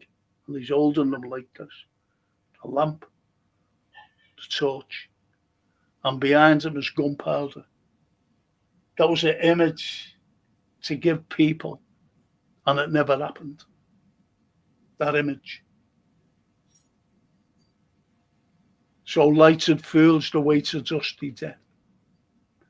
Out, out, brief candle, because your life is like a flame on a candle. You just go, and it's out, like your life is out. Life is but a walking shadow. The shadow is someone spying on you. And that was happening to the plotters. Yeah. Were being followed all the time. But it happens today. Yeah. It happens in our ordinary lives. It happens in a. I remember, you know where Sean Stiles, don't you? Yeah. Now, Sean, he was taken off me on Radio Merseyside, in his show. Now, I rang in that morning and I said, I've got a terrible cold, which I did. I couldn't move. The aches and pains in my joints. Yeah. And I said, listen, I won't go in. I'm sorry. I don't want to pass this thing on I've got. So he said, okay. And I was prostrate on the bed, as you do. Yeah. Can't move. Man flu, they call it. So anyway, Sean started taking me off. And the girl I rang up in the office, the admin, she went out for, a minute or so. She came in and she heard Sean taking off me, but she didn't know. She thought it was me. And then she went right back out, said, he's kidding me up. He said he was ill and he's on the radio now. He just wanted to stay off. And I got into trouble. They rang me up the next day. They wouldn't ring because they thought that I was out. They rang me up the next day and said, thought you were bad. I said, I'm still bad. I won't be able to go in. They said, well, you were on the radio yesterday. That's how bad you were. And you were having a laugh. You were laughing along with Sean Stiles because they heard you. I said, that wasn't me. I said, that wasn't me. That was Sean Stiles. AI. Because he is an impersonator, isn't he? For people who don't know. Yeah. And he can't take me off. Get me into trouble. But it's just like a walking shadow. Always someone there. There's always someone there looking. Always.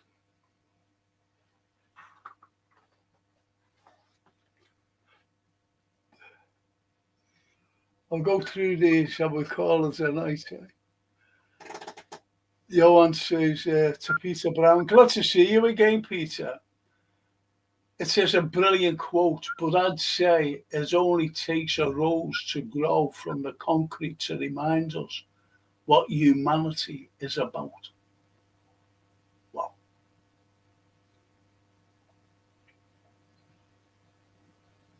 These unbelievable, these people. And Peter says, Frank, why would you think that some people praying on a beach in Bournemouth to be a stain on our history? No violence, no immoral. I understand what you're saying. Just an expression of religious expression that we should all do. Thing is, there's a place for it. That's all that I'm saying. If you don't agree with me, that's fine. But I just think that, there's kids. But I've seen a lot more to it than that, though, Peter. And I didn't want to say anything, and I won't say anything. There was a lot more to it. I'm sorry to say.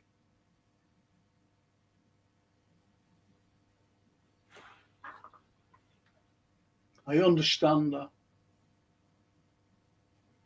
I understand that. And Johan, Frank, the great writers foresaw all the propaganda. They knew their tactics. It's only now with the internet that we can put two and two together with archived evidence, says you. Yeah. Yeah, but no, see, what's going on in Gaza today is shocking. And nothing's getting done about it. And that's the ethnic cleanser. I had this quote and I've lost it, and it's off a fella. His name like Ephraim, something, whatever it is. And he said, "Let's do them all in. Let's kill them all." An actual quote. The father said that. I was being in jail now, doing 14 years. And look at the the paedophilia that went on in America, and America allows one of the paedophiles out.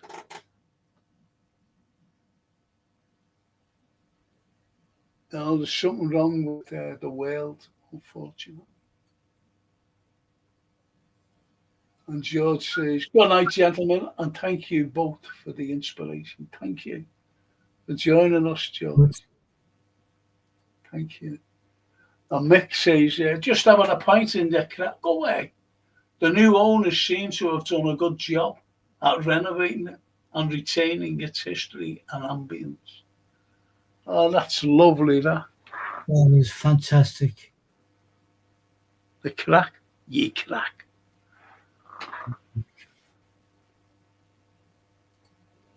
Bella, buonanotte, Franco and Anthony and chats. Buonanotte, Bella. Buonanotte. Thank you, Bella. Good night. I haven't a clue what I'm doing tomorrow night, unfortunately. Hopefully catching some sleep after the crisp butty.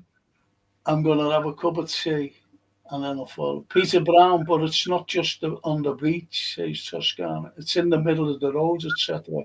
Don't be fooled. It's a show of dominance. I have spent all my life in a city which has been dominated.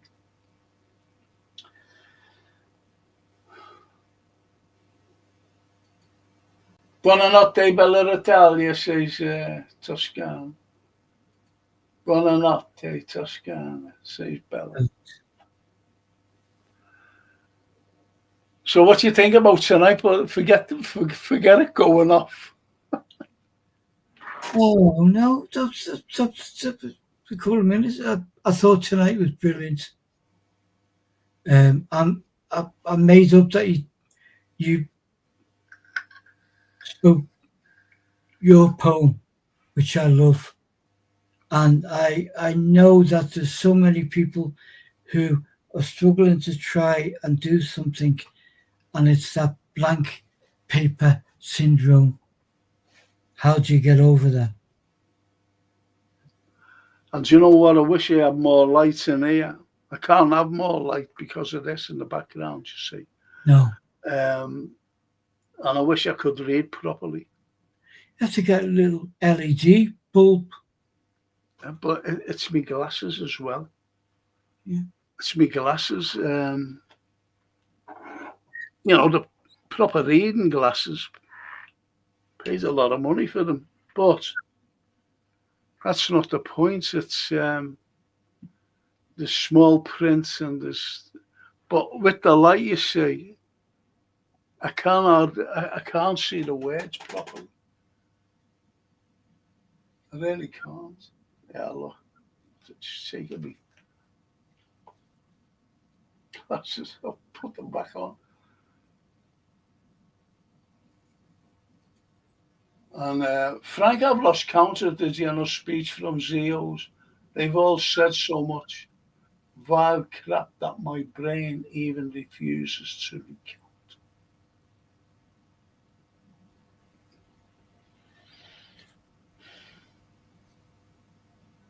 You see, it's the way some people, interpret.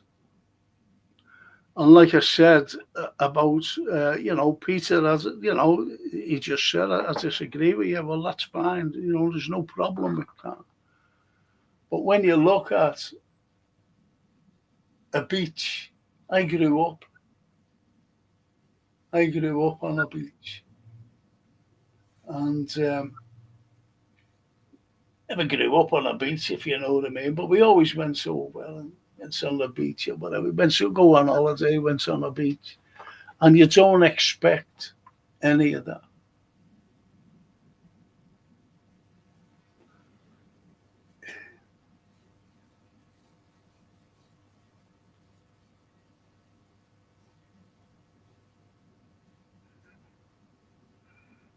It's just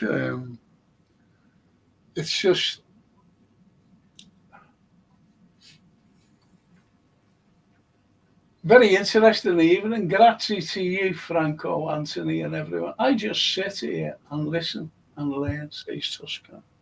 Toscana, I didn't send them today. I'm sorry. So I'll wait for you. You're coming to Liverpool, and I'll wait for you to come to my home and have a cup of coffee. Maybe you can show me how to work this bloody Anthony, I've got this coffee thing, and I can't work it. You know, and even the beans, the coffee beans, can't work it. And our Francine said, "Oh, wait, Dad." Said, but she's not there long enough to. And it's the proper coffee. You know, like when you go to a Chinese restaurant and you ask for a coffee, they give you this like certain coffee, don't they? And it's beautiful. Well, that's what I've got. That's what I've got. But I can't work it. Coffee beans. We're so sick when we finally get here. Yeah, honestly. I'd love to taste it, to be honest. I haven't tasted it. I've had it for 2 years. Useless, I am. Absolutely useless. Peter says, always choose. We do. We do. That's why we say about Gaza. That's why we say about the war. Not just the war in the. You know, I've got a Friday show, and I'm talking now about. I was going on about Romania, Peter, and the EU stopped a man from winning the 2 men, not one, but it's a follow-up, because they didn't want him, and they're talking about democracy, and they stopped him from winning, or both of them, and they put in a puppet. It's as simple as that. Now they're in Georgia. You've got the NGOs, non-governmental agencies, and they pay people to go into countries waving flags. Is that right? Is it right? It's wrong. So I'll be talking all about that. In Georgia, they just want to surround Russia. You've got Orban in Hungary, and there's a non-NATO country bombing their pipelines to fracture their energy. And the EU, they're a member of the EU and a member of NATO, and they've said nothing to Ukraine. It's just nuts. That's the world we're living in. And another thing, and I mentioned this, I don't think you were on when I was saying about it, and I said this, you know, you cannot, Peter, I said this, the chat will tell you, and it goes back to 1999, and the plan by America. And the plan was to destabilize the Middle East. They destabilized it. And the last country they wanted to destabilize and put a puppet in is Iran. And what are they trying to do now? They're trying to pick a war with Iran. So they destabilized for a purpose, and that was for all the refugees to move into Europe, to destabilize Europe. Think about it. And as Peter says, you can't beat a bitter nut. No, you can't. This is what we live for. Nostalgia. We go back. I go back to my childhood. I had a good childhood. And I just wish I was a child today. I really will. I fear for my granddaughter. She's 13. She could play a piano when she was 4 years of age. If I had the money, I'd be sending it to one of these school things. But I do pay for a piano lessons, to be graded. She got a big round of applause in the middle of town when she was with her little friends, and they seen a piano there, and someone was playing the piano, and they encouraged Sophia to play, and she just got up and she started playing, and she played one of the hardest tunes. I don't know whether you know this, Anthony, how hard it is. And it was Lady Madonna. She played Lady Madonna on the piano. Very hard. Yeah. She played, and they all gave her a round of applause. Yeah. But I fear for her. Yeah. What's going on in the world, Peter? Yes. Beautiful. And Johan says, thank you, Frank, Anthony, and Legends in the chat for another great show. Thank you. Have a good night, everyone. Franco, I hope you get some good sleep tonight. Yeah. Take care, Mr. Brown. Have an extra grouse for me. Thank you. Thank you, Johan. I will. Now we might go on the Thin Lizzy. That's a lovely one. I phoned Anthony up last night. I said to him on the show, I'll phone you up. It won't be long. I phoned him up. And I said, it's only a quick one. He's on the phone for over 2 hours. And we were all talking about this lot, weren't we? Peter Brown. Can I come to yours, Frank? We can vape together. Peter, where do you live? Do you live in Liverpool? Let me know. And come and see me anytime. Really? I mean that.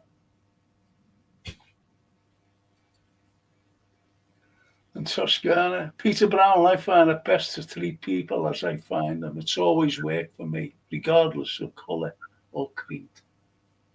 Yeah. Absolutely right, Toscana. And Johan says to Peter, General Wesley Clark and the 7 countries is what Frank is referring to. And they succeeded. I don't know whether you're aware of it, but that Merz, he's a complete dope, him. The German Chancellor. He's given money to the most corrupt country on the planet. And yet, he's taken it from their pensioners. And their economy is collapsed. And the industry is going away out of Germany. And this is what the Americans wanted. Yeah. The Americans, they put a $50 million bounty on the head of the president of Venezuela because they want their oil. Venezuela has more oil than Saudi Arabia, and they've always wanted it.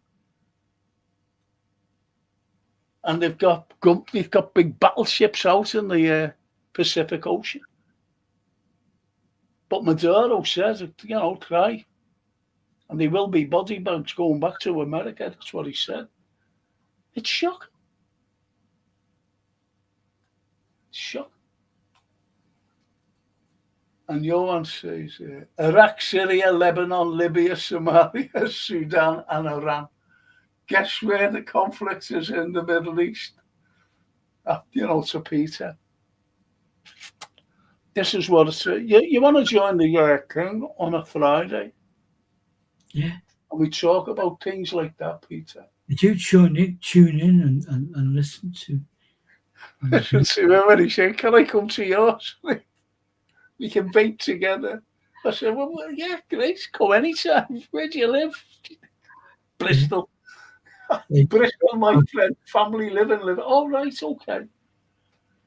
So you're a Scouser anyway. He's an absent Scouser. Like Prince Arnold, who's a failure in Madrid. Anthony, he's a failure. He must be sick. And Mick says, why do we allow ourselves to be governed by people who seem to hate their own people and their own country? Says Mick. It's the way it is. See, throughout the centuries, it's always been, look, we were serfs. We were serfs. And when the barons and everybody else, in the medieval times, for example, and beyond, the serfs who was ploughing the land and, digging up and, tilling the land, they were the soldiers as well, because they had to go and fight for the baron against another baron. And that's how armies. Yeah. Well, funny enough, I think it was the 9th century, 10th century, 9th century. All the barons and whatever was, they're all saying, hang on, we can't be having this, we're going to wars all the time. And, between themselves. So they said, I'll tell you what, we'll make one man a king. We'll make him one man a king. So he can rule us all, to keep the peace. And they all looked at the best man who most probably was a good man at the time, trying to keep the peace. And they picked a fellow by the name of Ethelstan. And he became the very first king of England, Ethelstan. But by the time Henry VII came to the throne, after him, the line went skew-whiff. Because this Charles fella shouldn't be allowed on the throne. He shouldn't be there anyway, because he's not really the rightful owner, the rightful heir.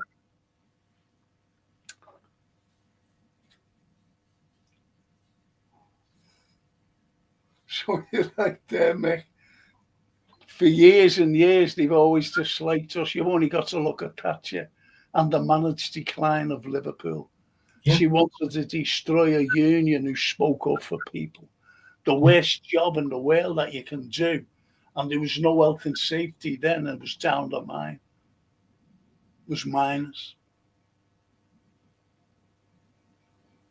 And she destroyed them because they were the power men. And she destroyed all the unions. The unions have got. I only ever asked once for my union, the lecturers' union. I said, "Listen, can you help me here?" And he went, "Yeah, okay." And it was a payment. I never got paid. I was telling you about a month, wasn't I? That I never got paid. Yeah. I never got paid. And they still owed me. And I also,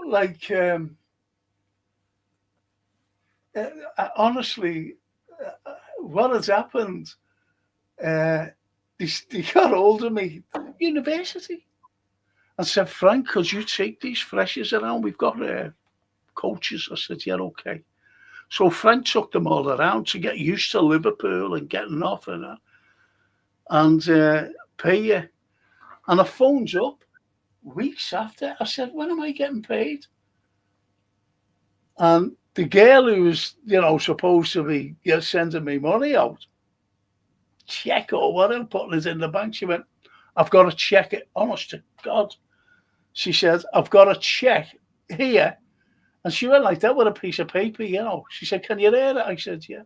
She said, "It's in there, the envelope, posting it. As soon as I finish here, I'm posting it." I said, "Okay, thank you." Did she post it? No. And they still owe me that as well. I said to the union, "Can you help me?" They went, "Well, useless." That was our union, though. So no. Peter Brown, really appreciate this live stream. God bless you all. Isn't that lovely? Thank you, Peter. That's lovely. Yeah. Fantastic. And Mick says, would love to have a pint of chat with you one day. Do you still have a bevy in town? Come and see me. Mick, I can't go out at the moment. You'll find, listen, if you're doing an email, right, I've got to do it. Because I said to Jason one day, I said, I don't know our email. And he went, just have a look at your bottom of your monitor. And I went, why? He said, it's there. And I went, and you know what? I never ever noticed that. I wonder what it was. You know, because of the light. I didn't know what it was, honestly. But anyway, it's all big caps. And it's FC Liverpool pod. FC Liverpool, all one word. FC Liverpool pod. This is the email address. FC Liverpool pod at gmail.com. Mick. So that's the, just send an email to them and I'll send you my details and you can come down and see me if you want and we'll have a chat. And I'll make you a cup of tea or a coffee. I won't be able to make you one with this thing I can't use. Maybe you can show me how to use it all the time. I might know my history, you know what I mean? When it comes to the technical stuff, I'm doomed. So, just send an email there, Mick, to fcliverpoolpod at gmail.com. And Johan, to Peter, thanks for joining us. We're not as chaotic as we were last night. We are a family, and an argument only makes families strong. I totally agree with that. See, what you've got, Peter, honestly, it's correct. I'm not saying correctness or anything like that, but it's dignity, and we've got respect for everyone. Like yourself, you've got respect. Absolutely, Johan. Really interested listener. Accepting difference of opinion is what makes our country great. Yes. Because if you didn't have a difference of opinion, and Peter carries on by saying, and what makes North Korea a hellhole? But have you seen North Korea? I got the shock of my life. See, North Korea, why they haven't gone in there? And I mentioned this. I have mentioned it. Peter, they've got nuclear weapons. Think about it. Nuclear weapons. To make nuclear weapons, you have to have the best scientists. Just Google Pyongyang, the capital. Just have a look at the capital. It's incredible. I got the shock of my life. But you had so much propaganda coming out of there for years. Simply because it was North Korea. The Korean War in 1953. You think about it. And the Chinese got all the blame for it. It was shocking. And that was all the Americans. Honestly, as I was growing, I said, what are they doing there? I said, what are they doing in Vietnam? Do they know where Vietnam is? And I was watching something on the telly, and they got this lad, and he has a map of America. A map of America, with the likes of Texas there, California, Massachusetts, and Oregon, and everywhere, Carolina, South Carolina, North Carolina, Virginia, everywhere, all of them, Ohio, you name it, Idaho, you name it. They had it. But they had the names off it, but you had the states, if you know what I mean, the boundaries, the state lines. And they said to him, where's your state? He looked at it.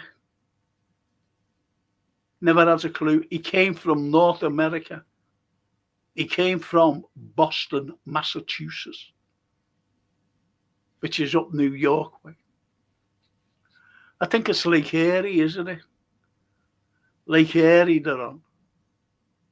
Yeah. And I think it is. And he went, and he said, well, have a guess where it is. And he pointed at California, which is thousands of miles away.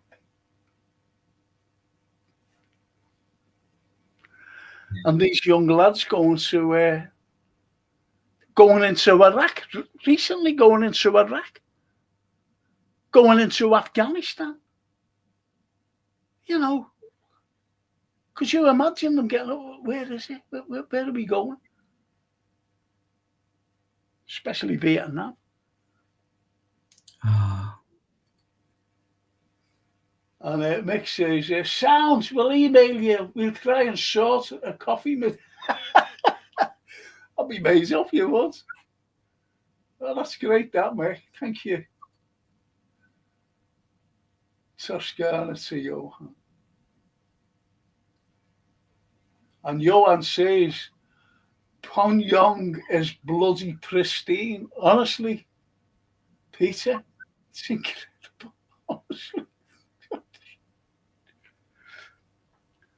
Just terrible propaganda that comes out.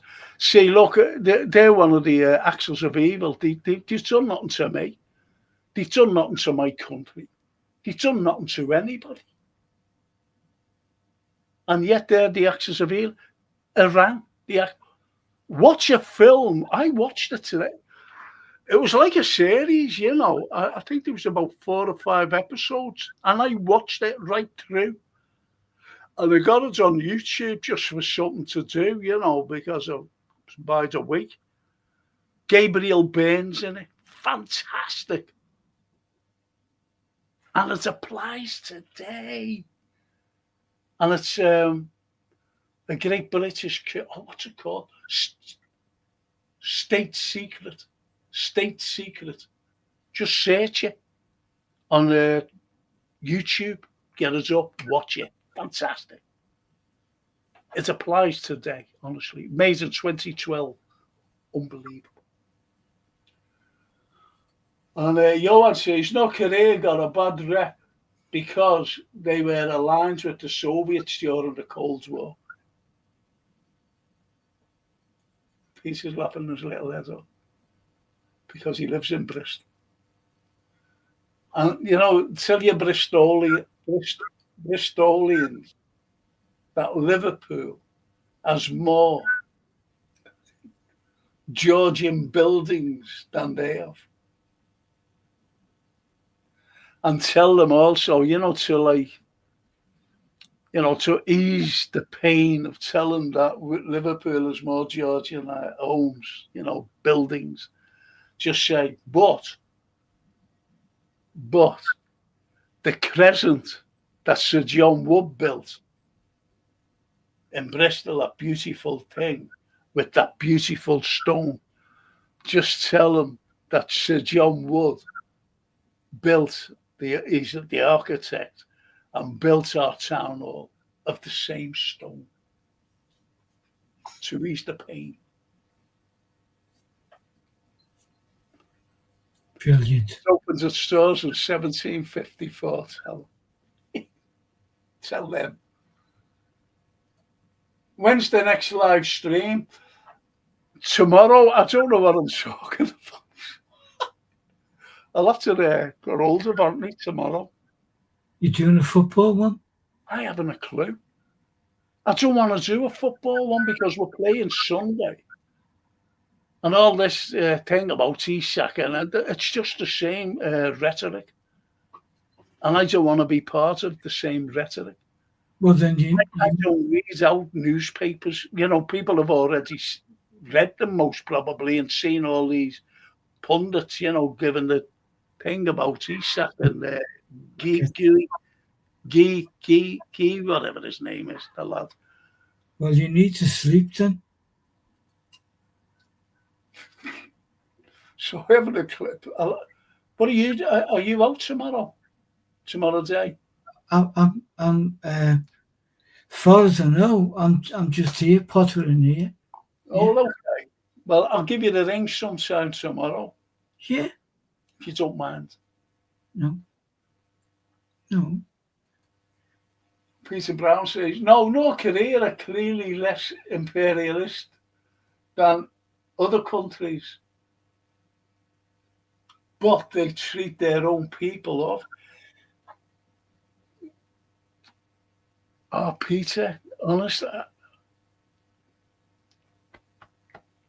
there's no one. Okay, I've just seen it and I will do it.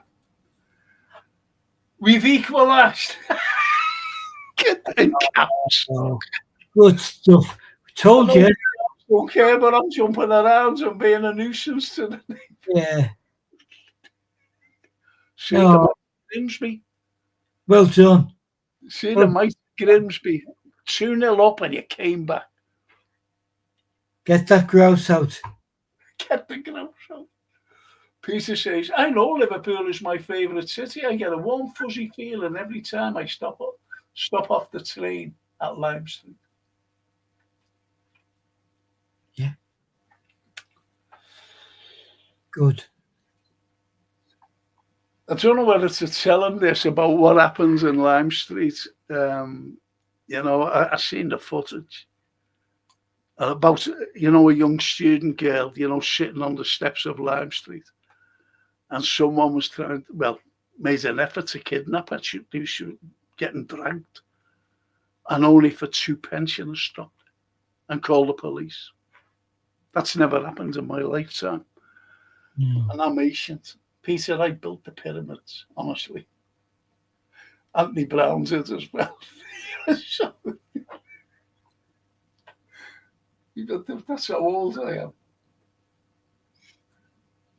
Frank, do a history show tomorrow. Okay. No, I'm definitely doing that on Friday, Operation Paperclip, but I will do it. I will do it. I'll do the. I'll tell you what I'll do. I'll do the paperclip because that's not like, social current affairs, current issues. Really, a couple of things because I might just delve into Jack the Ripper on Friday as well. So I'll do the current issues tomorrow. All right, Johan. And that brings in everything, as you know. And Toscana said, you can always talk about the Beatles. She's a big Beatlehead. I always do, Toscana. Bella, you're not going to believe this.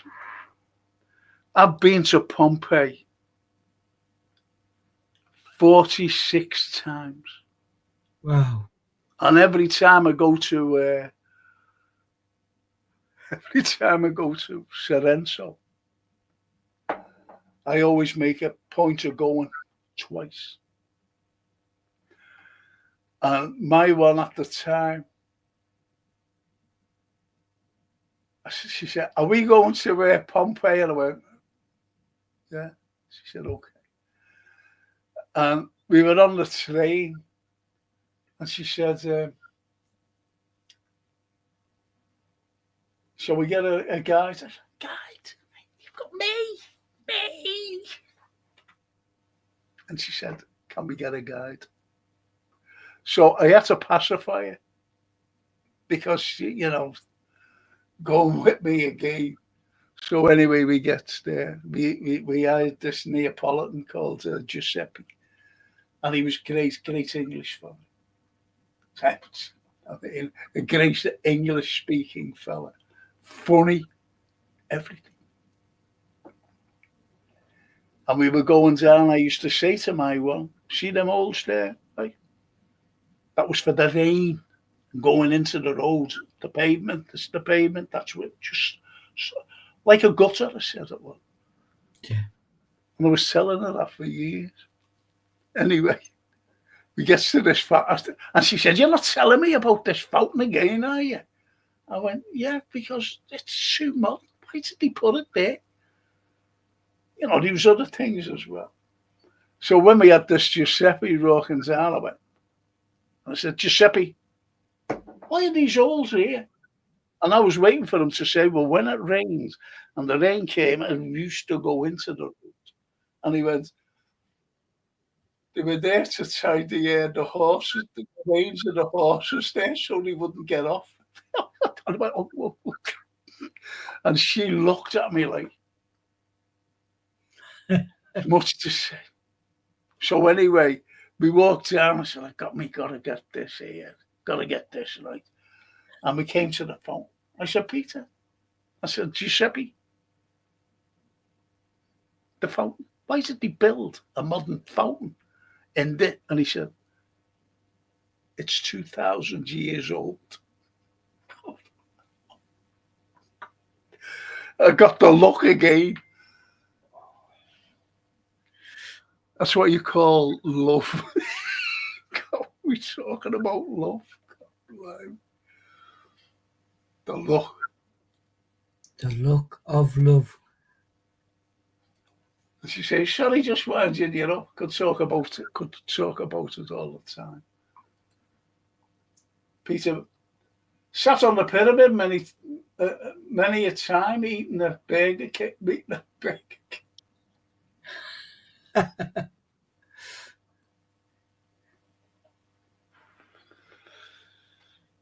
I don't know whether our lovely Toscana or Bella knows this. That Pompeii, they're still digging. It'll Yeah. take years. Yeah. And they want a funding. Who holds the funding? America. And they said, "Yeah, can we build a Disneyland next to Pompeii?" Oh, how absolutely sacrilegious is And that? the Italians just went, "Van Gogh." Our Italian ladies but understands what I've just said. He went to have Van Gogh.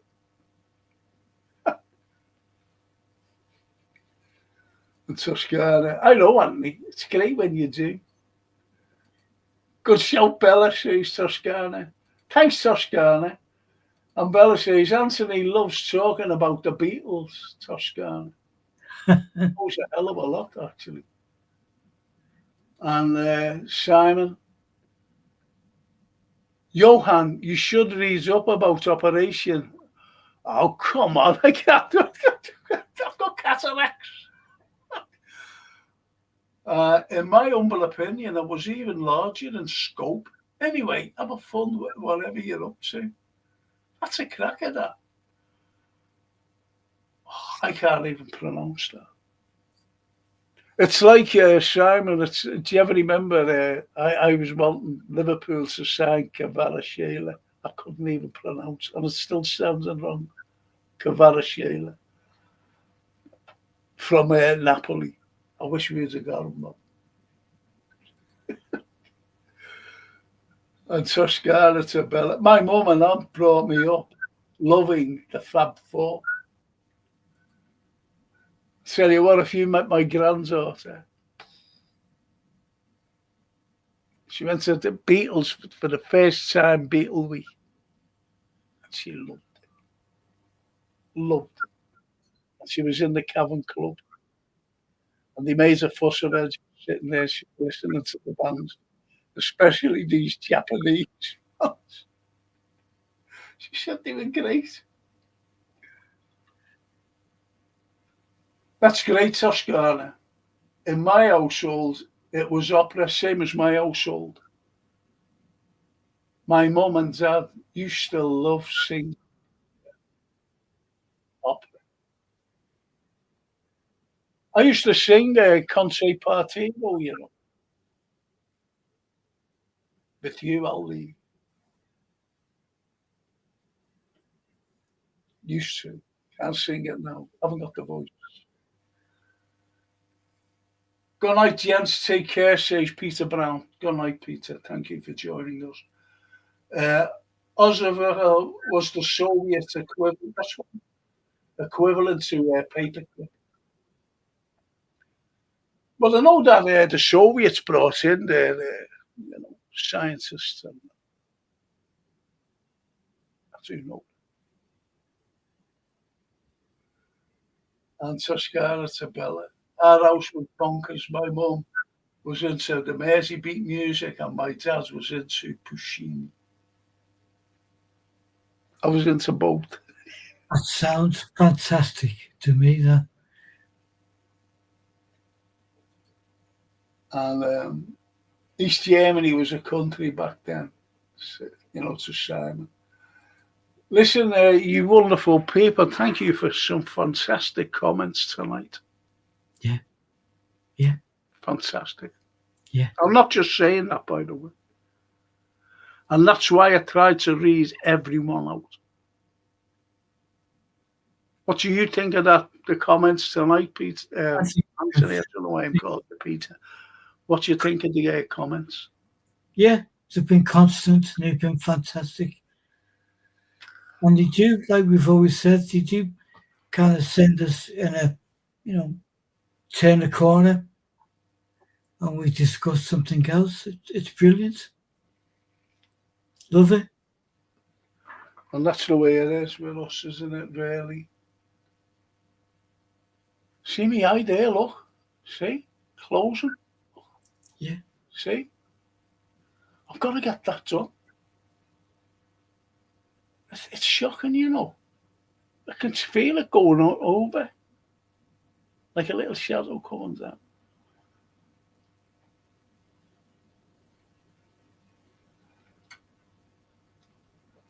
Bella says a good mixture, Toscana. It is a good mixture. And it was a great mixture tonight of topics. Exactly. Yeah. Totally It agree. was. And Johan says, your eyes are telling you, Nisa, you're not going to, but I'm wide awake now. But once I sit down and relax and have a cup of tea. Chris Butty, gone. Francine brought me a sandwich, and if I would have eaten coming on here, I'd just go lethargic. I could have been falling asleep. So I've got a sandwich there. I've got a sandwich he brought me. He bought me a sandwich, from Sainsbury's. So I Yeah. might have that. I might have half of it. Yeah. See what I mean? Yeah. I might. Not saying I will, but I might. But if I ate it, that's where it'd be conked out. Well, you should drink your tea first, eat your sandwich, and then count the sheep.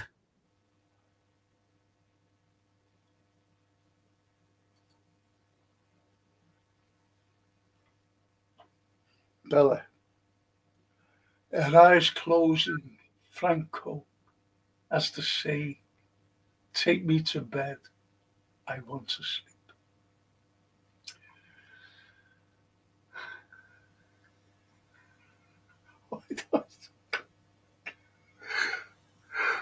I thought I was getting a promise. Take me to bed. And the Ali Danush, hello and good evening. Just talking about your country there, only briefly, about Georgescu and Simeone. But I'll be talking about them tomorrow night if Mr. Brown comes on. On the comments. Yeah. Sorry, Franco, I meant to say your eyes are tired. Go to bed. Quite right, Bella.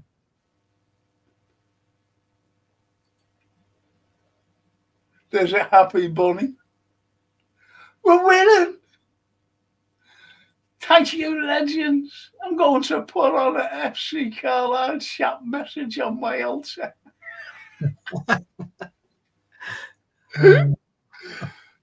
See what a little win does for the people.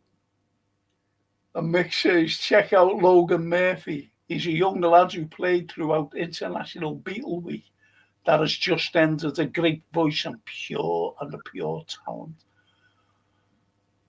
I'm sure I've heard of him, Mick. Honestly, I'm sure of it. And so, Scarlett, well done to Johan. Yeah.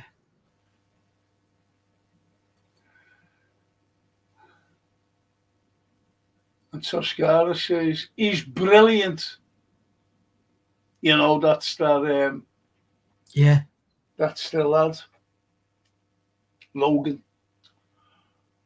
Will that be yourself I'm talking to?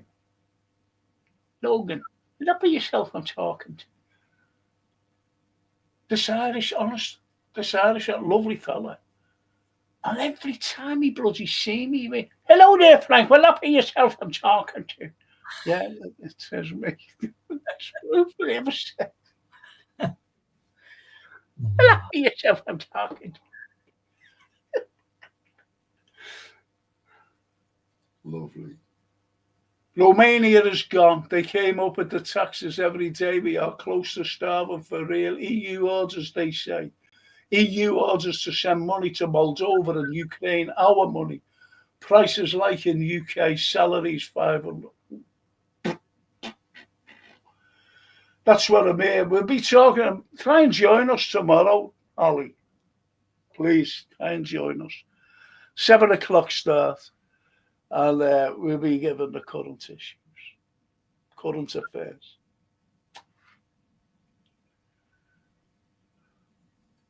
Well done, Johan, says Bella. Look, Ali. Okay, Franco, I will be there. Okay, mate. Thank you. So I've just got to thank Gap Painting Services for sponsoring the Frank Carlyle show. I've got to thank my wonderful friend, Anthony, for being with me. Thank Giving you. anything.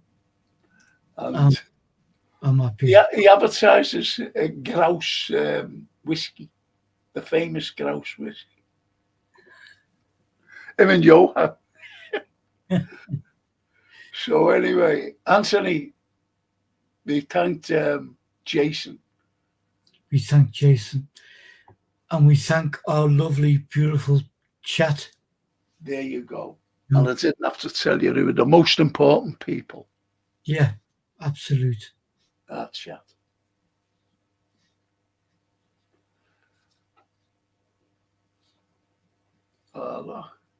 Thank you, Anthony, says Peace Poppy. That's one of the best names I've seen. And that beautiful name, Peace Poppy. Yeah. Thank you, Peace.